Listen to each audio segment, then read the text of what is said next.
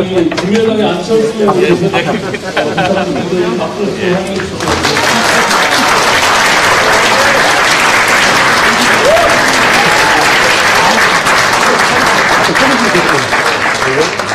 오늘 행사 전에 두 분 당대표님 오시면 간단히 사진 촬영 세레모니 먼저 하고요. 언론에서 좀 요청한 부분이 있어서 그리고 직전 행사 시작하도록 하겠습니다. 2층, 네, 3층 올라요. 네, 여기 보면.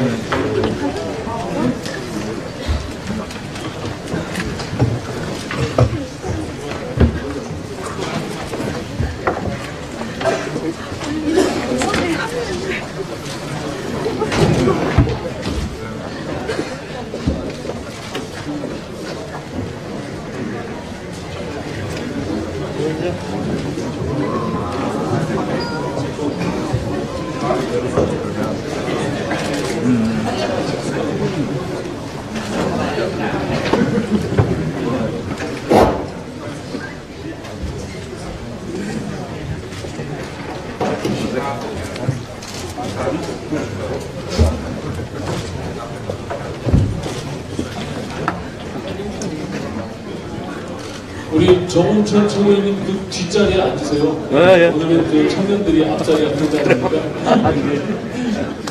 청년이 주인공이 되는 건가요? 정원 일좀 보시죠. 아니, 아니, 여기, 내가 이름이네. 그래. 다소 뵀대. 우리 저 장지정 최고위원님 오늘은 청년들이 앞자리에 앉아서 우리 저 의원님들하고 청년들이 뒷자리에 또 왜 때 고맙습니다. 가수 갖고 왔는데 터진 것 같아. 김천비 선생님.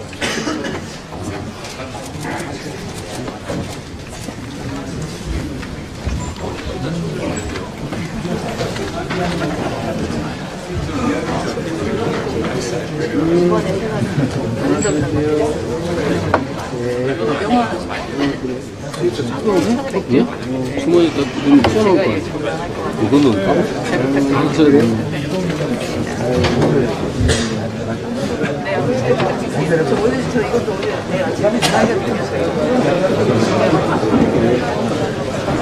지금 반정의 유승민 당대표님께서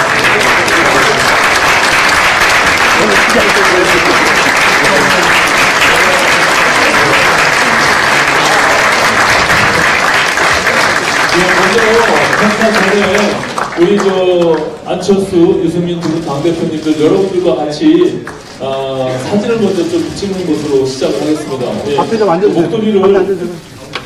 가운데로 서주시면 우리 청년들하고 같이 네. 의자 땡기시면 됩니다.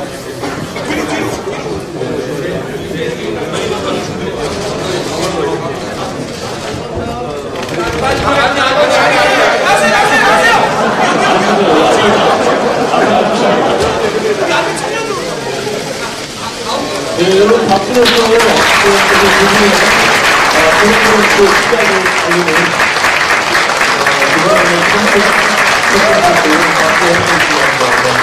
분위기 그 소문을 전해주시죠. 소문을 갖고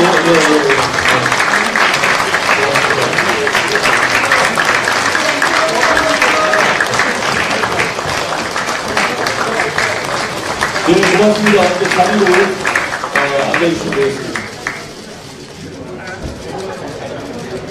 자, 그럼 오늘의 행사를 본격적으로 시작하도록 하겠습니다. 여러분 앞서 제가 인사드렸는데요. 저는 바주정당의 오신환 의원입니다. 반갑습니다. 오늘 굉장히 좀 자유롭고 좀 새로운 방식으로 여러분들과 소통하는 그런 자리가 됐으면 좋겠습니다.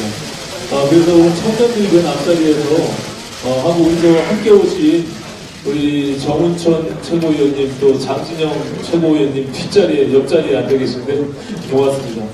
먼저 그럼 식순에 의해서 국민의례 먼저 시작하도록 하겠습니다. 모두 자리에서 일어나 주십시오. 목도리 빼셔놓으세요.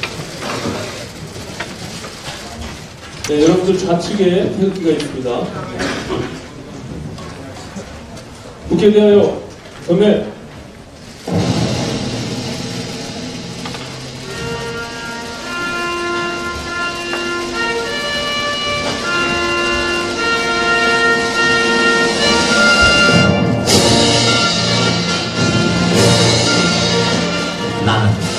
자랑스러운 태극기야. 자유롭고 정의로운 대한민국의 무궁한 영광을 위해 충성을 다할 것을 굳게 다짐합니다.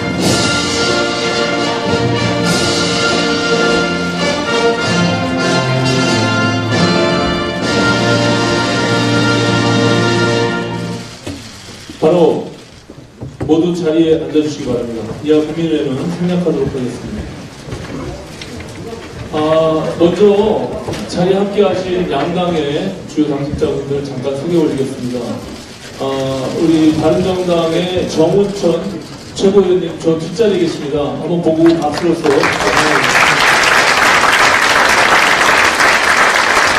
그리고 우리 국민의당의 장진영 최고위원님 함께 자리하고 있습니다.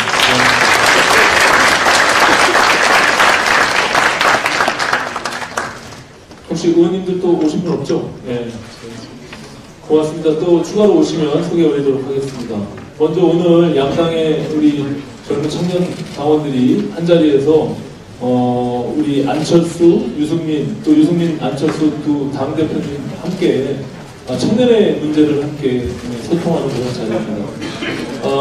국민의당의 지금 현직 청년위원장님에서 최고위원 맡고 계신 우리 이태우 최고위원께서 먼저 잠깐 여러분들과 인사 나누도록 하겠습니다. 잠깐 나오시죠. 예.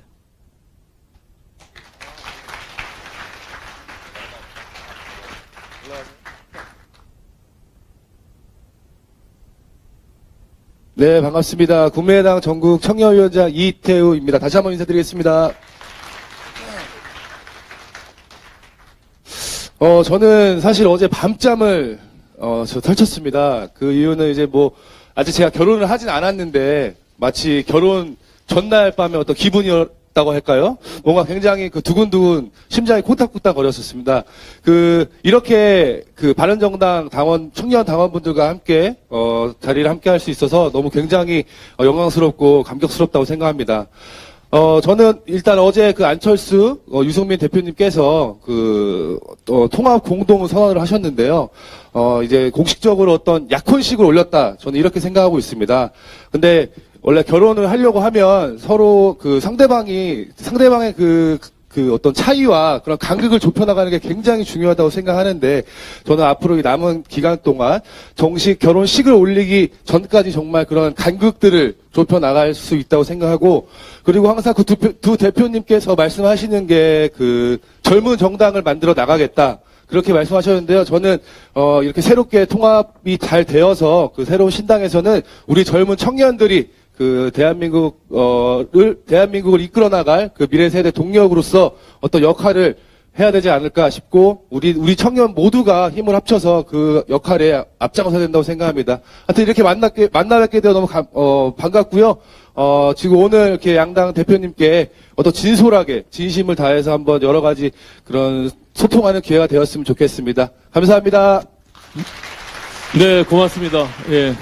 올해 31살에 우리 이태우 최고위원 말씀 들었습니다. 고맙습니다. 그럼 우리 바른정당의 전 최고위원이었던 우리 잘 알려진 이준석 전 최고위원 한 말씀 청해 듣도록 하겠습니다. 마이크 주실까요? 네, 안녕하세요. 이준석입니다. 네, 사실 오늘 이렇게 양당의 청년들이 모인다 해가지고 무슨 말을 할까 하다가 전 찬물부터 끼얹고 가려고 합니다. 네, 저는 제가 청년 정치인의 대표격으로 이렇게 방송에도 소개되고 했지만은 저는 한 번도 그 이야기가 좋게 들렸던 적이 없습니다. 저는 언제나 대한민국의 다른 정치인과 겨룰 수 있는 그런 청년 정치인이 아닌 그냥 정치인이 되고 싶었는데 항상 저를 청년 정치인으로 묶으려고 하는 분들이 있더라고요. 그래서 저는 사실 오늘 여기 있는 양당의 청년들에게 제안을 하나 하고 싶습니다. 사실 지금까지 정당의 청년 정치라는 것, 중앙청년위원회도 있고 여러 조직들이 있었겠지만은 다들 경험해 보셨을 겁니다. 우리 청년들이 가진 관심사라는 것이 얼마나 다양합니까? 지금 당장 이 자리에 모인 분들 중에서도 외교에 관심 있는 분도 있을 것이고, 경제에 관심 있는 분들도 있을 것이고, 국방에 관심 있는 분도 있을 것이고, 가상화폐에 관심 있는 분이 있을 수도 있습니다. 정당이 청년을 다루는 방식이 지금까지 어땠는지 생각해 보면요, 이 사람들이 모이면은 이 사람들의 개성과 전문 분야를 다 살리면서 구절판 위에 고명으로 얹어놓고 비빔밥을 만들 생각을 하는 게 아니라 오는 즉시 다 갈아버립니다. 예. 오는 즉시 다 갈아버려가지고 고유의 색깔을 이렇게 만들고요. 맛과 풍미를 잃게 만듭니다. 그 다음에 하는 게 뭐냐면은 역시 청년하면 청년 일자리 문제를 해야지 라고 해가지고 청년 일자리 문제가, 대학 등록금 문제가 제가 2012년부터 정당 활동하면서 경험해왔지만은 거의 강제 수용소 같이 돼버렸습니다. 정당에 청년이 들어오면 당연히 그걸 해야지. 이런 개념으로는 청년들이 더 이상 정당에 들어올 수가 없고요. 또 한 가지, 조직적으로도 저는 바른정당 창당하면서 저한테 왜 그 역할이 안 주어졌겠습니까마는 중앙청년위원회 만드는 거 참 부담스러워했습니다. 제가 새누리당에 있으면서 그 견고한 중앙청년위원회 조직을 보면서 저 같은 사람이 느꼈을 장벽이라는 걸 생각해 보면은 다 경험해보시면 아시지 않습니까? 그런 조직들 전부 다 보면은 시간 많고 돈 많은 사람이 제일 유리한 조직입니다. 그 안에서 과연 시간 없고 돈 없는 청년들이 들어와서 정치할 수 있는 환경이 있겠습니까? 저는 우리 신당이 이번에 새로운 청년 정치를 해보려고 그러면은 그 틀을 완벽하게 깨야 된다고 생각합니다. 저는 그 과정 속에서 오늘 많은 논의가 있길 바라면서요. 마지막으로 오늘 김수민 의원 전화해보니까 중국에 있다 그러더라고요. 그래서 얘기하는데 지금까지 5년 동안 6년 동안 되었던 청년 비례대표 제도 등에 대한 평가 같은 것들도 오늘 진행했으면 좋겠습니다. 과연 이것이 우리 청년들이 원하는 형태의 정치 참여였는지 아니면은 시혜적으로 그냥 이거나 먹어라 라고 해서 줬던 것인지 잘 생각해보고 오히려 그것이 우리 지금까지 청년 문제를 푸는데 장애물이 아니었나 하는 생각을 해보게 됩니다. 오늘 그리고 여기 가상화폐 얘기하려고 오신 분들 좀 있을 텐데 제가 어제 참 재밌는 사실 알게 됐습니다. 대한민국에서 가장 큰 거래소 하면은 업비트라고 하죠. 네. 그 업비트 거래소 대표가 저랑 개인적으로 대화를 했는데 나중에 알아보니까 이분이 경제학과 컴퓨터공학을 전공했더라고요. 네, 서울대학교에서 복수 전공하셨더라고요. 이 문제에 대해서 최근에 정부가 겪고 있는 혼란 다 보셨지 않습니까? 그래서 저는 오늘 이 앞에 계신 두 분을 보면서 대한민국 정치인 중에 컴퓨터 하면 누굽니까? 다 아시죠? 네. 대한민국 정치인 중에 경제학자 중에 으뜸 누굽니까? 저는 과연 이런 우리 젊은 세대가 중요하게 생각하는 미래의 문제를 푸는 데 있어가지고 이 두 분이 어떤 시너지를 낼까를 기대하면서 앞으로의 신당의 행보를 많은 국민들이 지켜볼 거라 봅니다. 앞으로 그리고 두 분 많이 싸워주십시오. 네. 많이 싸워주십시오. 많이 싸워가지고 청년들이 관심 가질 수 있게 정책을 갖고 다투어 주십시오. 다만 권투를 하기로 했으면은 꼭 싸울 때 권투 글러브는 차고 싸우십시오. 최근에 양당에 보면은 꼭 심판 안 볼 때 다리 걸고 이런 분들 있지 않습니까? 네, 그런 분들에게 당하지 말고 청년 앞에서 정정당당하게 권투 글러브로 겨루는 모습을 보여주면서 청년들이 정치에 관심을 갖게 해주십시오. 오늘 여기 계신 모든 청년분들께 새로운 청년 정치의 미래를 그려보고자 한번 짧은 말씀 드려봤습니다. 감사합니다. 네, 고맙습니다. 결코 짧지 않은 말씀을 해주셨습니다. 예, 고맙습니다.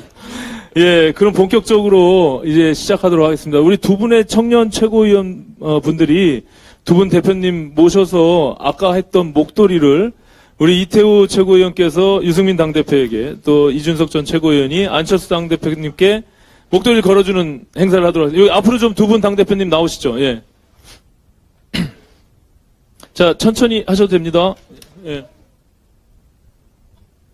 자, 두 분이 그냥 목에다 걸어 주시면 됩니다. 예. 어디로 서야 됩니까? 예, 예. 자, 그러면 목도리를 걸어주면서 청년들과 우리 안철수 유승민 대표와의 대화, 청년이 미래다! 시작하도록 하겠습니다. 예, 고맙습니다.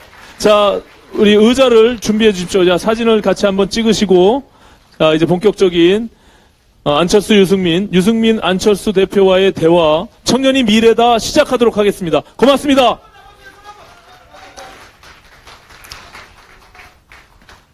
예.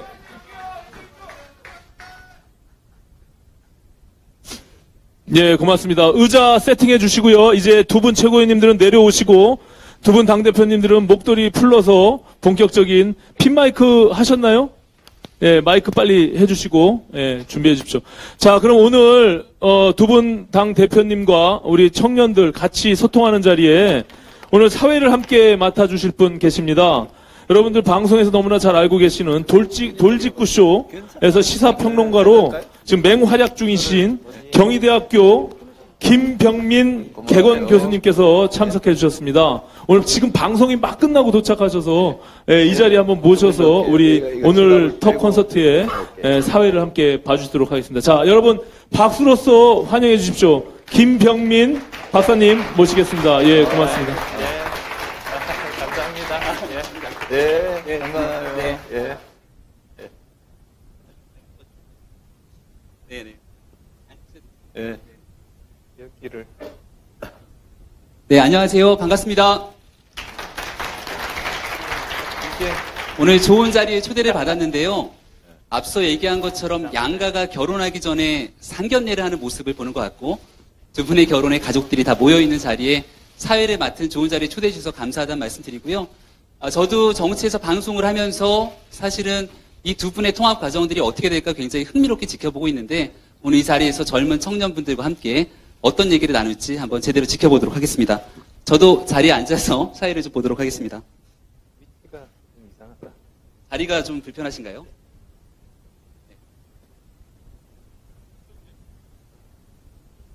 오늘의 주제가 미래를 위한 통합과 개혁의 정치 청년이 미래다인데요. 일단은 두 분 당대표님들이 갖고 있는 여러 가지 생각들에 대해서 간단하게 한 5분 정도 인사 말씀 겸 청년들에게 하고 싶은 이야기들 쭉 털어놓을 수 있는 시간 드리고 나서 본격적인 토크 콘서트 시작하도록 하겠습니다. 먼저 제 옆자리에 있는 안철수 대표님께 마이크 넘기도록 하겠습니다.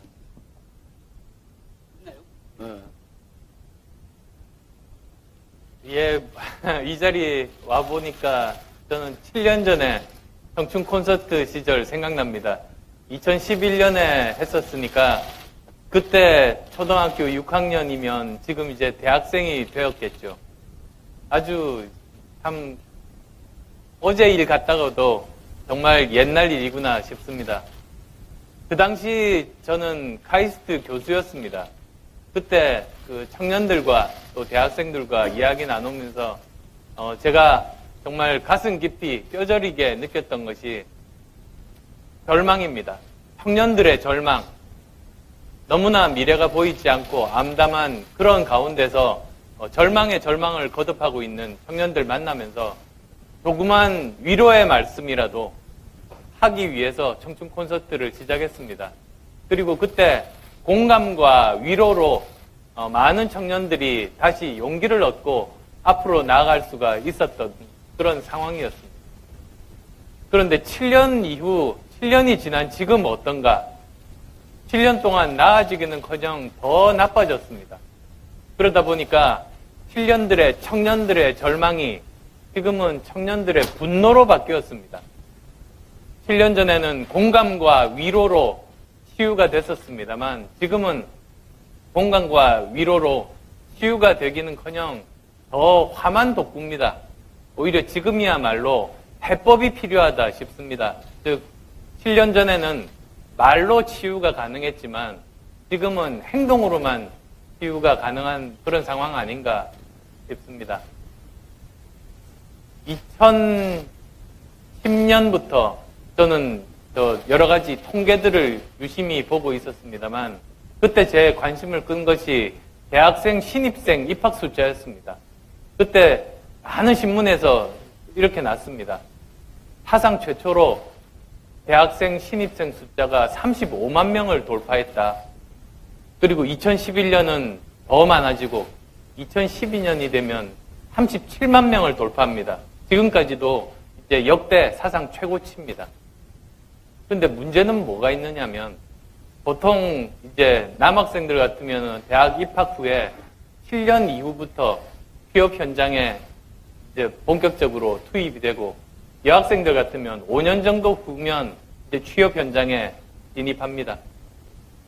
그 많은 이제 이 신입생들이 이제 본격적으로 취업 현장에 나오는 해가 바로 2017년 작년부터였습니다. 그래서 제가 지난번에 한번 경고했습니다. 우리는 앞으로 5년간 지금까지 겪어보지 못했던 사상 최악의 청년 실업을 겪게 될 거다. 그래서 지금 현 정부의 가장 중요한 것은 이 청년 실업 문제, 5년 동안 어떻게 슬기롭게 해결할 것인가가 정부의 가장 중요한 과제다라는 말씀을 드렸습니다. 그렇지만 지금 현 정부 출범하고 이제 8개월 정도 지나가고 해를 넘겼습니다만 그런 극단의 조치에 해당되는 청년 실업 문제 해법 보이지 않고 있습니다. 처음에 대통령께서 취임하셨을 때 집무실에 일자리 현황판 켜놓겠다고 말씀하셨는데 지금 켜놓고 계신지 솔직히 묻고 싶습니다. 지금 갈수록 이렇게 악화되고 있는 이런 문제, 아마도 그런 문제 관련해서 오늘 여러 가지 말씀들을 나누는 자리가 되기를 기대하고요. 그리고 또 아까 그 가상화폐 관련해서 말도 있었습니다만 아마 여러 가지 이야기가 나올 텐데 우선 용어 정리만 좀 먼저 하면 좋겠습니다. 어떤 분들은 가상화폐라고 하고 어떤 분들은 암호화폐라고 하는데요. 두 개가 굉장히 다른 겁니다. 가상화폐는 말 그대로 그 화폐 대용하는 모든 수단들입니다. 비행기 마일리지 또는 게임 머니도 가상화폐입니다. 지금 그것 때문에 혼란이 있는 건 아니거든요. 그래서도 지금 특히 블록체인 관련한 암호화 기술을 이용한 비트코인 같은 화폐 관련된 그런 주제니만큼 저는 용어 정의도 정확하게 해야 된다고 봅니다. 그래서 암호화폐로 통일해서 서로 이야기를 하는 것이 그런 혼란의 소지를 막지 않을까 싶습니다. 여러 가지 오늘 좋은 말씀들 기대하겠습니다. 네, 박수 주시죠. 아마 저희에게 주어진 시간이 1시간 조금 더 있는 것 같은데요. 안철수 대표님 혼자서 이 청년들과 대화를 한 2시간도 너끈하게 하지 않을까라는 생각이 드는데 굉장히 기대가 됩니다. 유승민 대표님 준비되셨나요? 네, 청년들을 위해서 오늘 이따가 저희가 해야 될 주제들이 굉장히 다양하기 때문에 하나하나 세부적인 주제들 다 말씀하진 않으셔도 좋을 것 같고요.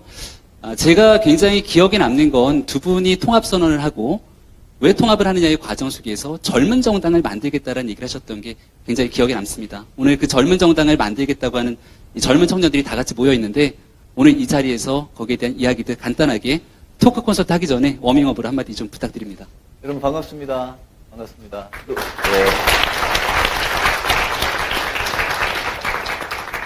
제가 얼굴 대충 보니까 어느 분이 국당이고 어느 분이 바당인지 알겠는데요. 아까 우리 이준석 전 최고위원 이야기했지만 저희 바른정당은 청년들을 절대 이렇게 갈아가지고 섞지 않습니다.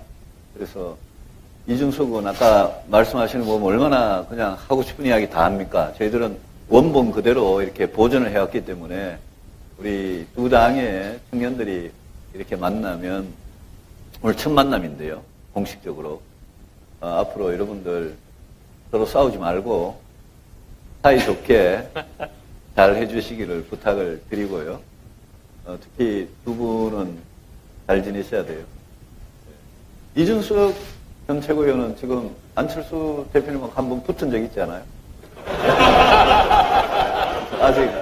아직 마음속에 무슨 앙금이나 이런 거 남은 거 없어요? 좀 있습니까? 그런 걸 풀어나가기 위해서 어제 안철수 대표님과 저와 공동선언한 거는 아마 다 이렇게 기사로 또 화면으로 보셨을 것 같고요. 이 통합개혁신당을 시작을 하는데 저는 우리 젊은 분들의 지지를 얻는 게 이게 그냥 단순히 표가 아니라 저희들이 하고자 하는 정치하고 직결되어 있다고 생각을 합니다. 여러분들 젊은 분들은 그냥 청년이기 전에 여러분들 대한민국 국민이고요. 여러분들은 대한민국 국민 중에도 고민이 제일 많은 분, 많은 어려움을 겪고 계신 분들이고, 그래서 저는 여러분들의 문제를 해결하는 게 대한민국의 문제를 해결하는 거라고 생각을 합니다. 그거를 잘 해결할 수 있으면 저는 통합개혁신당 분명히 성공한다고 생각하고요. 만약 그걸 해결하는데 실패하면 그러면 신당의 앞날은 굉장히 어둡다고 생각합니다. 그래서 저도 우리 안 대표님 말씀하신 청춘 콘서트 비슷한 수많은 학생들, 젊은 분들 만나고 이야기를 들어보면 그분들 고민이 우리 사실 국민 전체의 고민이었고요. 정치를 하는 이유가 그런 분들 고민, 어려움을 우리가 어떻게 조금이라 덜어드리고 더 나은 세상을 만드느냐에 있기 때문에 앞으로 우리 통합개혁신당이 어떤 문제를 해결해 나갈 거냐. 여러분들 청년 실업의 문제는 그 집 아빠 엄마의 문제 아닙니까? 그죠? 그래서 그런 거 하나하나를 우리가 해결해 나갈 수 있는 그런 능력이 있는 정당. 그걸 만들면 저는 지금 문재인 정부, 더불어민주당, 또 입에도 제가 올리기 싫어하지만 아무런 희망도 비전도 없는 저 자유한국당, 저희들이 갈아치울 수 있다고 생각합니다. 그래서 저는 그 에너지, 그 힘을 여러분들하고 같이 이제 처음 만들어 나가는, 시작하는 출발선에 있기 때문에 오늘 이 모임은 우리 두 당의 젊은 당원들께서 이렇게 와주셔서 뜻깊은 자리라고 생각하고 여러분들하고 어떤 문제든 오늘 좀 조심탄회하게 이야기를 할 수 있도록 좋겠습니다. 여러분 와주셔서 고맙습니다. 네.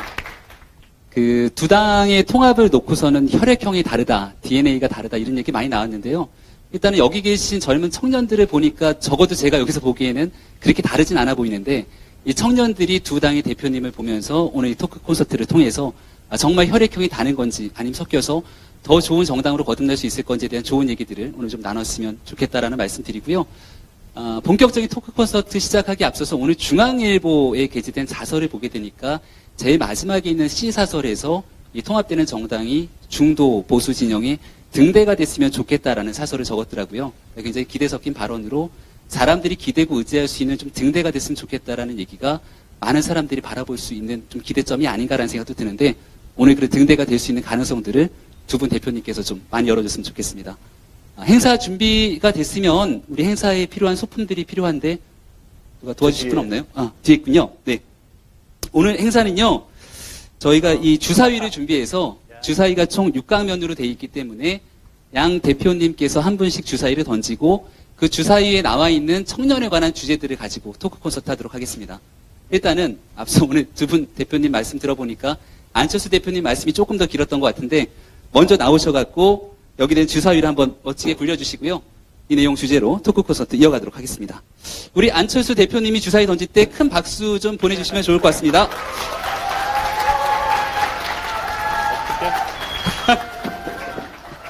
네, 첫 번째 주제는 최저임금 주제가 나왔습니다. 안철수 대표님. 예, 예, 뽑았습니다. 네. 첫 번째 주제가 사실은 안철수 대표님이 원하는 주제인지는 잘 모르겠으나 2018년도 최저임금 7,530원 올해 최저임금이 사실은 굉장히 급격하게 상승된 문제로 많은 청년들이 기대감을 갖고 있기도 하고 이 최저임금의 급격한 인상에 따른 부작용이 우려된다라는 얘기들도 나오는데요. 여기에 대한 안철수 대표님의 생각 먼저 듣고 유승민 대표님의 생각을 이어서 듣고 두 분의 생각이 일치되는 부분과 차이점은 없는지 좀 본 다음에 청년들의 질문으로 이어지는 순서 갖도록 하겠습니다. 안철수 대표님, 최저임금에 대한 설명해 주시죠. 제가 처음에 말이 길어서 좀 짧게 말씀드리려고 노력하겠습니다. 최저임금 인상한다는데 누가 반대하겠습니까? 아주 정말 어려운 사회적인 약자들을 위한 최소한의 임금을 준다는데 또 누가 거기에 대해서 이의를 제기하겠습니까? 문제는 그 인상을 하더라도 그 시기와 속도가 정말로 중요한 겁니다. 그 인상을 하는 목적이 정말로 어려운 분들 조금이라도 임금을 보존받을 수 있도록 하는 것 아니겠습니까? 그런데 문제는 이번 정부에서 너무나 급격하게 인상을 하다 보니 그 임금을 주는 주체는 국가가 아니라 기업입니다. 그리고 또 특히 이제 중소상공인들, 자영업자분들이 이제 임금을 지급하게 되는데 부담을 느껴서 오히려 아르바이트생 고용을 하지 않고 직접 한다거나 또는 근로시간을 굉장히 단축해서 아주 적은 시간만 고용을 한다거나 해서 실제로는 일자리가 줄어들고 그리고 형편 어려운 분들의 총 임금이 더 줄어드는 그런 결과를 초래하고 있습니다. 그리고 그것은 이미 통계적으로도 현실로 나타나고 있습니다. 벌써 작년 12월부터 이런 일자리들이 급격하게 줄고 있는데 그 중에서 굉장히 주요한 요인 중에 하나가 바로 이 최저임금의 급격한 인상 때문입니다. 따라서도 저는 이 문제에 대해서 특히 국민의당에서 많은 해법들을 저희들 나름대로 제안을 했습니다만 지금 정부가 고집을 피고 받아들이지를 않고 있습니다. 그래서 이 문제 이렇게 계속 가다 보면 오히려 더 큰 부작용들이 많이 일어날 것이다. 이 문제에 대해서 제대로 된 해법들 저희들이 이미 많이 내놨습니다만 이제 통합이 되면 더 열심히 저희들의 분명한 그 주장들, 색깔들 드러내도록 하려고 합니다. 급격한 최저임금 인상에 대한 여러 가지 문제를 지적해 주셨고요. 아마 이 문제는 유승민 대표님께서 적지 않게 할 말이 많으실 것 같은데 말씀 듣도록 하겠습니다.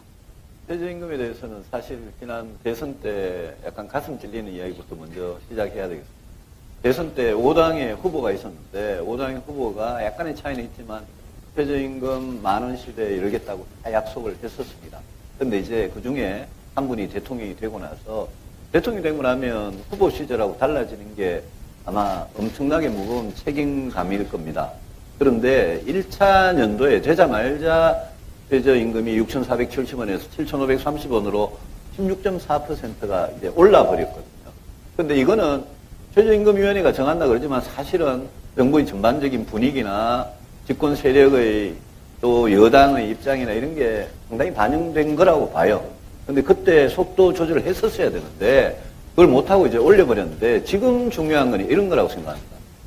작년 예산 때 여러분이 낸 세금으로 최저임금 올린 만큼 인상분을 직접 지원해주는 이 방식은 저는 이걸 야당이 막지를 못했는데요. 이 방식은 2018년 한 해만 쓰고 저는 폐기 처분해야 한다고 생각합니다. 그래서 최저임금 올린 만큼 그것 때문에 일자리가 사라지고 고통받는 부분에 대해서는 저는 4대 사회보험에 대한 지원을 해주자 간접지원 방식을 주장을 했었죠. 그런 방식으로 변화하고 그보다 더 중요한 건 뭐냐면 지금 문재인 정부가 하고 있는 명단을 공개하겠다 안 지키면 그다음에 신용 제재를 가하겠다 또 임대료를 낮추라 카드 수수료 낮추라 이런 이 전방위 압박을 백화점식으로 하는데 이래가지고는 해결되는 문제가 아니고 저는 한마디면 상당 부분 해소될 수 있는 거냐면 문재인 대통령께서 2019년의 최저임금은 올해 5월 6월에 정하거든요. 올해 5월 6월이 얼마 안 남았잖아요. 그러니까 이 일자리 시장에 대통령이나 책임 있는 장관들이 내년에 2019년 최저임금을 올해 2018년 5월 6월에 정하는데 이때는 우리가 분명히 속도 조절을 해서 그러면 2년치 최저임금이 훨씬 속도가 낮아지도록 하겠다. 이 약속을 지금 하시기 바랍니다. 왜냐하면 지금 하면 이게 아는 소상공인 자영업자들한테 그래 저 정부가 최저임금을 너무 급격히 올렸다가 혼이 나니까 내년부터는 천천히 가겠구나. 그러면 일자리 줄이는 것도 덜 줄이고 그때까지 참으면 되거든요. 그래서 저는 이런 정책의 어나운스먼트가 시장에 주는 시그널 효과가 굉장히 중요하다고 생각하고 저는 늘 그래서 속도 조절을 해라. 속도 조절을 야당이 이렇게 떠들어봐야 별 소용이 없고 대통령께서 이 문제에 대해서 최저임금 계속 가파르게 올리겠다.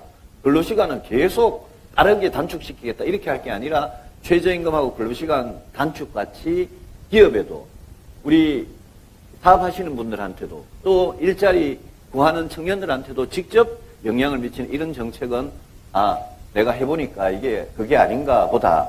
시장에서 실패하는구나. 이래서 그 속도 조절을 빨리 약속을 하시면 이 문제가 시장에서 그걸 받아들여가지고 자동 조절 기능으로 이제 들어가게 되어 있습니다. 그래서 저는 이런 이 정부의 정책 전환 이런 거를 우리가 촉구하고 지키지 않으면 국회에서 우리가 가만두지 않겠다. 우리 통합신당이 잘 되면 저는 국회에서 굉장히 중요한 캐스팅 보트 역할을 우리가 할 거라고 생각합니다. 그동안 국민의당 의석 40석, 39석이 캐스팅 보트 역할을 해주셨는데 이 통합신당이 결과적으로 이제 몇 석으로 이렇게 정해지면요. 이 캐스팅 보트 역할이 저는 앞으로 20대 국회를 건전하게 끌어가고 문재인 정부, 더불어민주당이 잘못하고 있는 것을 실하게 견제하고 대안을 실현하는데 굉장히 중요한 힘이 될 거라고 그렇게 생각합니다. 안철수 대표님께서는 최저임금에 대한 속도 조절 얘기를 하셨고요. 유승민 대표님도 비슷한 얘기를 같이 하시면서 국회 역할까지 주장을 하셨습니다. 다들 기억하시겠지만 2017년도 예산국회 과정에서 이 최저임금 지원 문제를 두고 굉장히 뜨거운 상황들이 기억이 나는데요. 지금 얘기하셨던 거를 보게 되면은 2018년도에 예산국회에서는 최저임금 지원 문제가 어떻게 갈지 살짝 좀 유추되는 부분이 있기도 합니다. 우리 청년분들도 사실 여기에 대해서 굉장히 궁금한 사항들이 많을 거고요. 또 일부의 청년들은 그래도 최저임금이 오르면 지금 우리의 팍팍한 삶에 도움이 되는 것이 아니냐라는 주장을 하시는 분들도 있는 것 같은데 청년분들의 목소리를 질문으로 좀 받아봤으면 좋을 것 같습니다. 지금 두 대표님이 계시니까요. 각 주제당 한 2명 정도씩의 질문을 받아도 시간이 되지 않을까 싶은데 네, 먼저 손 드시는 분께 질문권을 드리도록 하겠습니다. 네, 녹색 타일을 내신 국민의당 청년위원인가요? 자기소개하고 질문 부탁드립니다. 어느 대표님께 질문인지도 말씀해 주시고요. 안녕하십니까. 저는 지금 대학원에서 행정학을 공부하고 있는 김태형이라고 합니다. 저는 유승민 대표님께 질문 드리겠습니다. 지금 최저임금이 올라서 사실 알바를 하는 이런 분들에게는 많은 도움이 되고 있는 것으로 알고 있습니다. 그런데 오히려 이 최저임금이 오름에 따라서 오히려 일자리가 감소하는 그런 상황이 벌어지고 있는데요.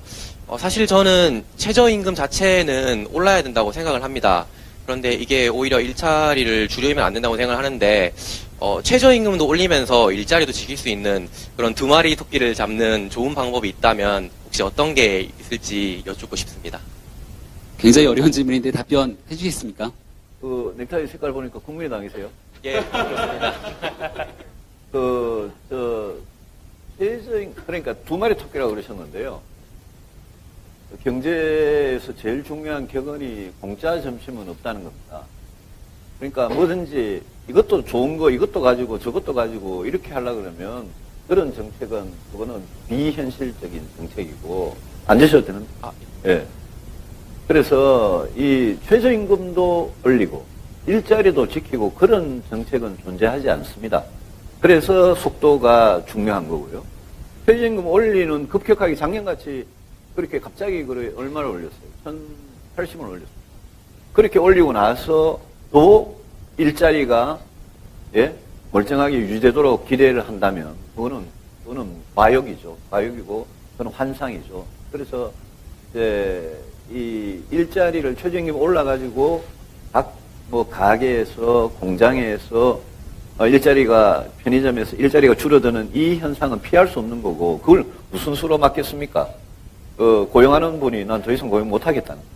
그래서 이 부분에 대해서는 말씀드린 대로 이 진보라는 사람들이요.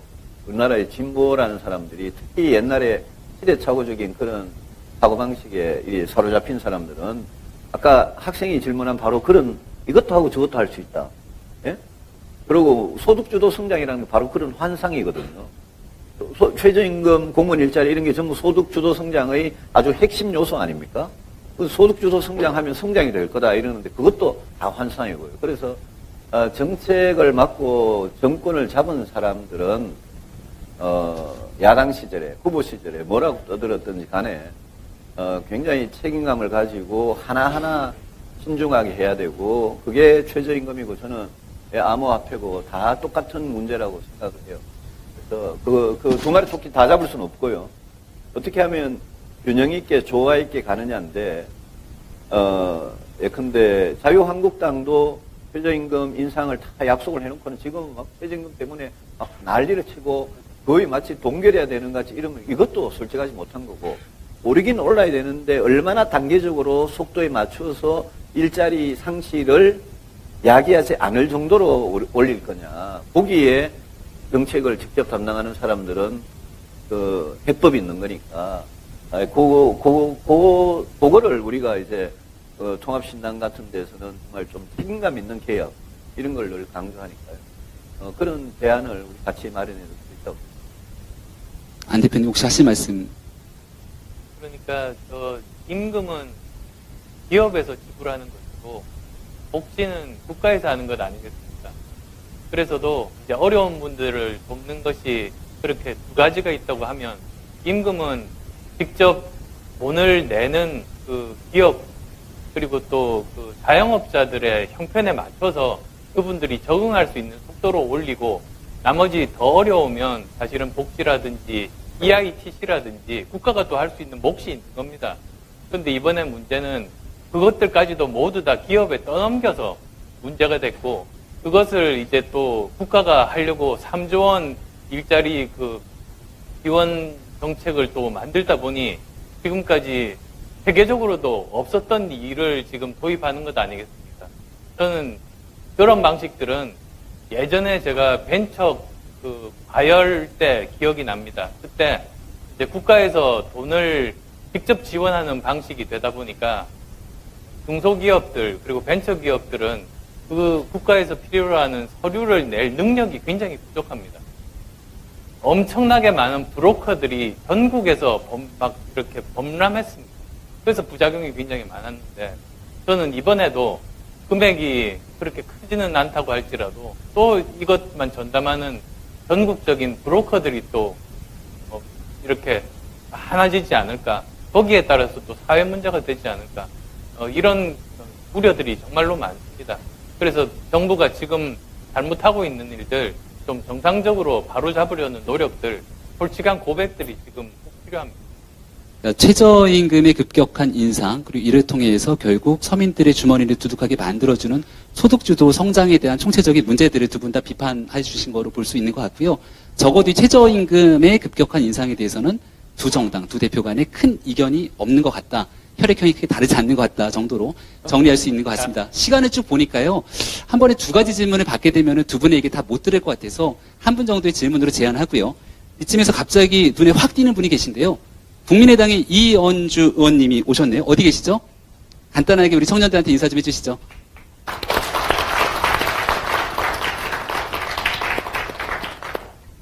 저희 청년 최저임금 얘기하다가 갑자기 지금 인사를 하게 돼서 당황했습니다. 하여튼 오늘 좋은 시간 되시기 바라고, 저는 저 청년들 아까 최저임금 두 분이 정말 말씀 잘해 주셨는데, 정치권의 큰 그 책임은 국민들한테 정직해야 되고, 그리고 사기를 치지 말고 정직하게 얘기를 해서 우리나라의 미래에 대한 걱정을 해야 된다. 그게 바로 진짜 청년을 위한 길이라고 생각을 합니다. 두 분께서 우리나라의 미래와 우리 청년들의 정말 앞으로 중장기 어떤 잘 살 수 있는 그런 나라를 만드는 데 앞장서 주시기 바라고요. 앞으로 저도 열심히 또 함께 하겠습니다. 고맙습니다. 네, 이현주 의원님 말씀 잘 들었고요. 유승민 대표님, 저희 다음 주제로 넘어갈 시간이 된 것 같습니다. 오셔서 주사위를 힘차게 좀 던져주시면 좋을 것 같은데요. 카메라가 좀 볼 수 있게 앞쪽으로 해서 장외로 나가지 않게. 야, 이게 두 분이 관심사가 있는 주제가 조금 바뀌지 않았을까 싶은데, 유승민 대표님이 꼽은 주제는 4차 산업혁명에 관한 주제입니다. 뒤에서 또 안철수 대표님 하고 싶은 얘기 많으니까요. 너무 많은 얘기하지 마시고 유 대표님이 생각하는 4차 산업혁명에 대한 이야기 듣도록 하겠습니다. 저 뒤에 서서 계신 분 옆에 자리 있습니다. 와서 어린이들까지도. 학생들 앞에 자리 많이 있으니까요. 빈자리 와서 앉아주셔도 좋고, 요 무대로 와서 앉으셔도 괜찮을 것 같아요. 네. 이 여자가 이게 맥주 마실 때는 굉장히 좋은데요. 엄청 불편하죠. 예. 뭐 뒤로 이렇게 잘못 자빠지게 그 4차 산업혁명이라는 산업혁명이 진짜 4차라는 말을 붙여도 좋을지는 아직은 잘 모르겠습니다. 왜냐하면 워낙 20세기 들어와서 과거에 18세기, 19세기 있었던 1, 2차 산업혁명하고는 달리 20세기 들어와서는 이게 이 컴퓨터, IT 이런 게 들어오면서 이게 기술이 계속 그냥 연장선상에서 계속 진행이 되면서 최근에 와서는 이 기술 진보 속도가 엄청나게 그냥 빠르기 때문에 이걸 굳이 뭐 3차, 4차 이렇게 구분돼야 될지는 모르겠는데, 어쨌든 중요한 거는 우리가 그동안 겪어보지 못했던 속도, 또 사람이 속도에 이렇게 어지간하면 좀 적응이 돼야 되는데 적응하지 못할 정도로 기술 혁신이 주로 인공지능이나 빅데이터나 사물 인터넷이나 이런 쪽에서 진짜 급격하게 진행되고 있는 건 사실 같고, 저는 뭐 경제학을 전공하고 정치를 해가지고 그 기술의 하나하나의 구체적인 본질이나 속성에 대해서 사실 잘 몰라요. 블록체인도 이해하는데 한참 걸리고 아직도 제대로 이해 못하는 것 같아요. 그런데 이런 기술이 정치인들한테 주는 고민은 이런 겁니다.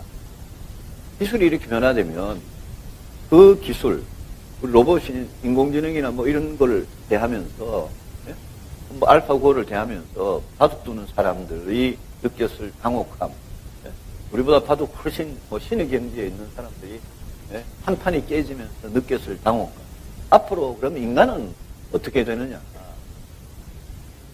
사람은 어떻게 되고 노동은 어떻게 되고 세상이 어떻게 달라져 가지고 그 달라진 세상에서도 어떻게 하면 불행하지 않게 행복하게 살 수 있도록 만들어주는 것. 그게 정치인들이 할 일이라고 생각합니다. 거기에서 제일 중요한 게 일자리고, 이 4차 산업혁명이다 이런 기술 혁신이 와도 우리는 행복하게 일할 수 있고 행복하게 쉴 수 있고 우리 사람과 사람과의 관계가 행복해질 수 있느냐. 아니면 엄청난 변화 때문에 다들 일자리를 잃고 일부 극소수 소위 말하는 두뇌 산업이라고, 두뇌가 필요하고 지식이 필요하고 새로운 이 시대에 맞는 고기술을 갖고 있는 그 사람들은 엄청난 부와 소득을 누리면서 나머지 대다수 사람들은 소위 말하는 중산층이라는 게 없어지고 그냥 완전히 그냥 하층민으로 전락하게 되면 그 세상을 어떻게 견뎌갈 거냐. 왜냐하면 사람은 그 세상을 견뎌갈 수가 없으니까. 그거를 미리 예측하고 대비하는 게 정치가 할 일이라고 생각하고, 그래서 조금 성급하게 나오는 게 예컨대 로봇에서 세금을 매기자. 아니면 그런 시대에는 실업이 그냥 광범위해지니까 기본소득을 도입하자. 이런 논의들이 나오는 겁니다. 그래서 저는 우리 정치가 할 일은 이걸 기술을 발전시키고 그 기술이 지금보다 훨씬 더 효율적으로 하고, 그거는 기업가들이 할 일, 과학기술인들이 할 일. 우리가 정치가 할 일은 그분들한테 이야기를 듣고 블록체인 기술에 기반한 암호화폐가 나왔으면 도대체 이걸 어떻게 규제를 해야 되느냐. 세금은 어떻게 매겨야 되고 투기는 어떻게 규제를 하고, 예? 여기에서 뭐 오늘 뭐 금감원에서 직원이 발표하기 직전에 팔아가지고 차익을 생긴 것 때문에 난리가 나지 않습니까? 이런 문제를 어떻게 정부가 법과 제도, 그 다음에 시스템으로 어떻게 막고 질서 있게 가도록 할 거냐. 이 문제라고 생각합니다. 그래서 이 문제에 있어서는 저는 분명히 기업하시는 분들, 상업하시는 분들, 과학기술을 하시는 분들, 그런 분들과 정치하는 우리 사이에 분명히 각각의 역할이 있고 그 역할을 우리 정치권이 해낼 정도로 우리 정치권이 과연 유능하고 이 문제를 주시하면서 시간을 놓치지 않고 타이밍을 놓치지 않고 적절한 규제를 만들어낸, 여러분 비트코인 사례에서 보면 이미 타이밍 다 놓치고 있지 않습니까? 그래서 이 문제를 통합신당 계속 저는 통합신당의 역할로 연결을 시키는데, 이 문제를 대한민국에서 할 수 있는 정당은 통합신당밖에 없다고 생각하고, 통합신당이 그런 신당이 되도록 여러분들이 같이 좀 합쳤습니다. 네. 박수 소리가 너무 박수 좀 쳐주시고요. 4차 산업혁명 시대의 정치권의 역할을 굉장히 강조를 하신 거로 보이고요. 우리 안철수 대표님 같은 경우는 많이들 기억하시겠지만 지난 대통령 선거 때 토론회를 보면 가장 많은 용어를 쏟아냈던 게 4차 산업혁명으로 기억을 합니다. 안 대표님, 우리 유 대표님이 총론적인 틀에서의 정치권의 역할을 얘기해 주셨다면 4차 산업혁명 시대에 대해서 많은 청년들이 또 궁금한 게 일자리는 어떻게 되는 건지, 진짜 여기에 대해서 궁금한 게 한두 가지가 아닐 건데요. 가장 전문가로서 좀 청년들이 듣고 싶은 답변들, 여러 가지 생각들 전해주시면 좋을 것 같습니다. 4차 산업혁명 하면 사람들마다 가지고 있는 그 생각, 정의가 다 다릅니다. 사실 이게 통일이 되지는 않은 그런 상황입니다. 학자들마다 다 다릅니다. 그런데 저는 저 나름대로 정의는 이렇습니다. 1차, 2차, 3차 산업혁명 있었지 않습니까? 1차가 전기기관, 2차가 전기, 3차가 컴퓨터입니다. 한 가지 기술로 산업이 혁명적으로 발전했습니다. 4차가 뭐가 다른가? 4차는 한 가지 기술이 아니라 수많은 기술이 동시에 발전하고 이들끼리 우리가 예측하지 못한 기술끼리 합쳐지는 게 바로 4차 산업혁명입니다. 그러니까 한마디로 융합혁명이 4차 산업혁명입니다. 예를 들면 지금 한쪽에서는 AI, 그 인공지능, 한쪽에서는 미래자동차 기술, 또 한쪽에서는 크리스퍼, 유전자 가위 기술이거든요. 우리가 이렇게 유전자에서 특정한 부분만 잘라내고 교환할 수 있는 그런 것들 포함해서 수많은 기술들이 있는데 어느 순간에 미래자동차 기술과 인공지능이 합쳐져 버려서 자율주행 자동차가 되는 이런 형태입니다. 그러다 보니 또 자연스럽게 어떻게 되는가? 1차, 2차, 3차는 미래 예측이 가능합니다. 이 기술이 발달하면 어떤 분야에 미리 투자를 하고 어떤 인재가 필요하고를 알 수가 있거든요. 그래서 국가 주도가 훨씬 더 효율적인 그런 시대였습니다. 국가가 미리 그 예산 투자하고 미리 대학에서도 필요한 인재들을 학과를 개설해서 미리 키우고 이런 것들이 다 가능했습니다. 우리나라가 거기에 빨리 적응하고 정부가 나름대로 역할을 했기 때문에 우리가 여기까지 오게 된 겁니다. 4차는 다릅니다. 이제 4차 산업혁명을 지금까지 산업화 시대 1차, 2차, 3차 방식으로 가면 정말로 안 되는 이유가 미래 예측이 우선 불가능합니다. 우리가 어떤 기술이 합쳐질지 미리 예측할 수 없습니다. 어떤 인재가 필요한지 알 수가 없습니다. 이런 상황에서 정부가 주도해서 미리 계획을 세워서 투자를 하게 되면 그러면 오히려 국가적으로 큰 손실이 나타날 수 있는 게 4차 산업혁명 특징입니다. 따라서 지금 설명드린 이런 것들을 바탕으로 생각해 보시면 이제는 정부의 운용 철학이 바뀔 때가 바로 4차 산업혁명이다. 즉 4차 산업혁명은 단순히 이과에서 기술만을 나타내는 문제가 아니고 정부의 운용 철학이 바뀌어야 되는 패러다임 변화가 저는 핵심 중의 핵심이라고 보는 겁니다. 기술만 이렇게 보고 있으면 안 되는 거죠.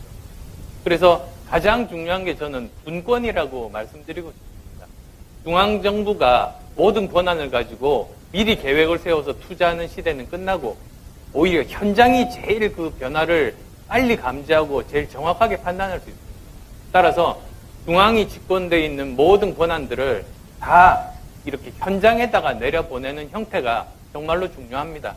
따라서도 저는 이제 사실 정치가 이제는 본격적으로 변화해야 되는 시대가 4차 산업혁명 시대입니다. 그래서도 이제 제왕적인 대통령, 모든 권한을 가지고 있는 제왕적인 대통령의 권한을 축소하는 방향으로 가야 되고요. 그래야 우리나라가 살아납니다. 그 다음에 또 국회도 다당제가 열려야 됩니다. 그래야 제대로 여기 시대에 대응할 수가 있습니다.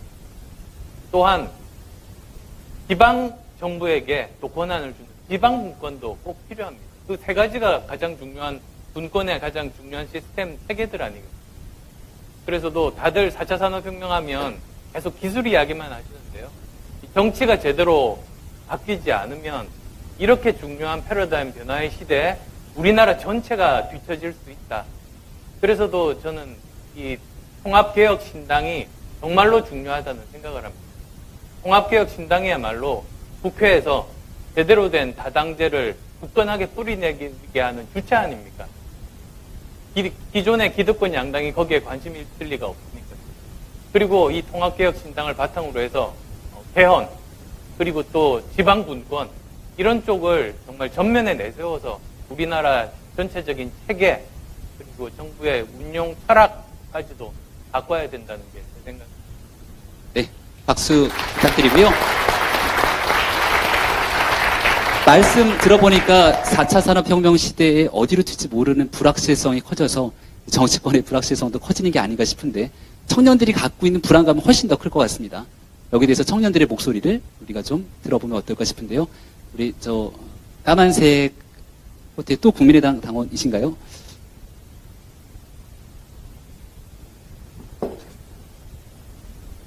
질문 조금만 이따 할게요. 이게 의자가 생각보다 너무너무 불편해요. 두 분 의자는 낮출 수라도 있는데, 네. 준비가 됐으면. 자, 자기소개 간단하게 하고 어느 대표님께 질문인지 얘기해 주시면 좋을 것 같습니다. 예, 안녕하세요. 저는 서울 은평구에서 온 청년 강태훈이라고 합니다. 역시 유승민 대표님께 질문 드리겠습니다. 그 4차 산업혁명이라고 하면, 너무 멀게만 느껴지고, 피부로 와닿지 않은 것도 이제 사실인데요. 좀 더 구체적으로 로봇 혁명이 청년의 일자리를 위협한다는 말도 있는데, 이것과 관련해서 정치권에서는 무엇을 하고 또 저희 청년들은 어떻게 미래를 설계해야 할지 여쭙고 싶습니다. 굉장히 어려운 질문 하시는데요.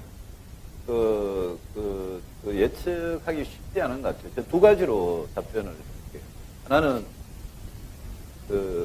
이 기술이 이렇게 빨리 발전이 될수록 이런 것 같아요.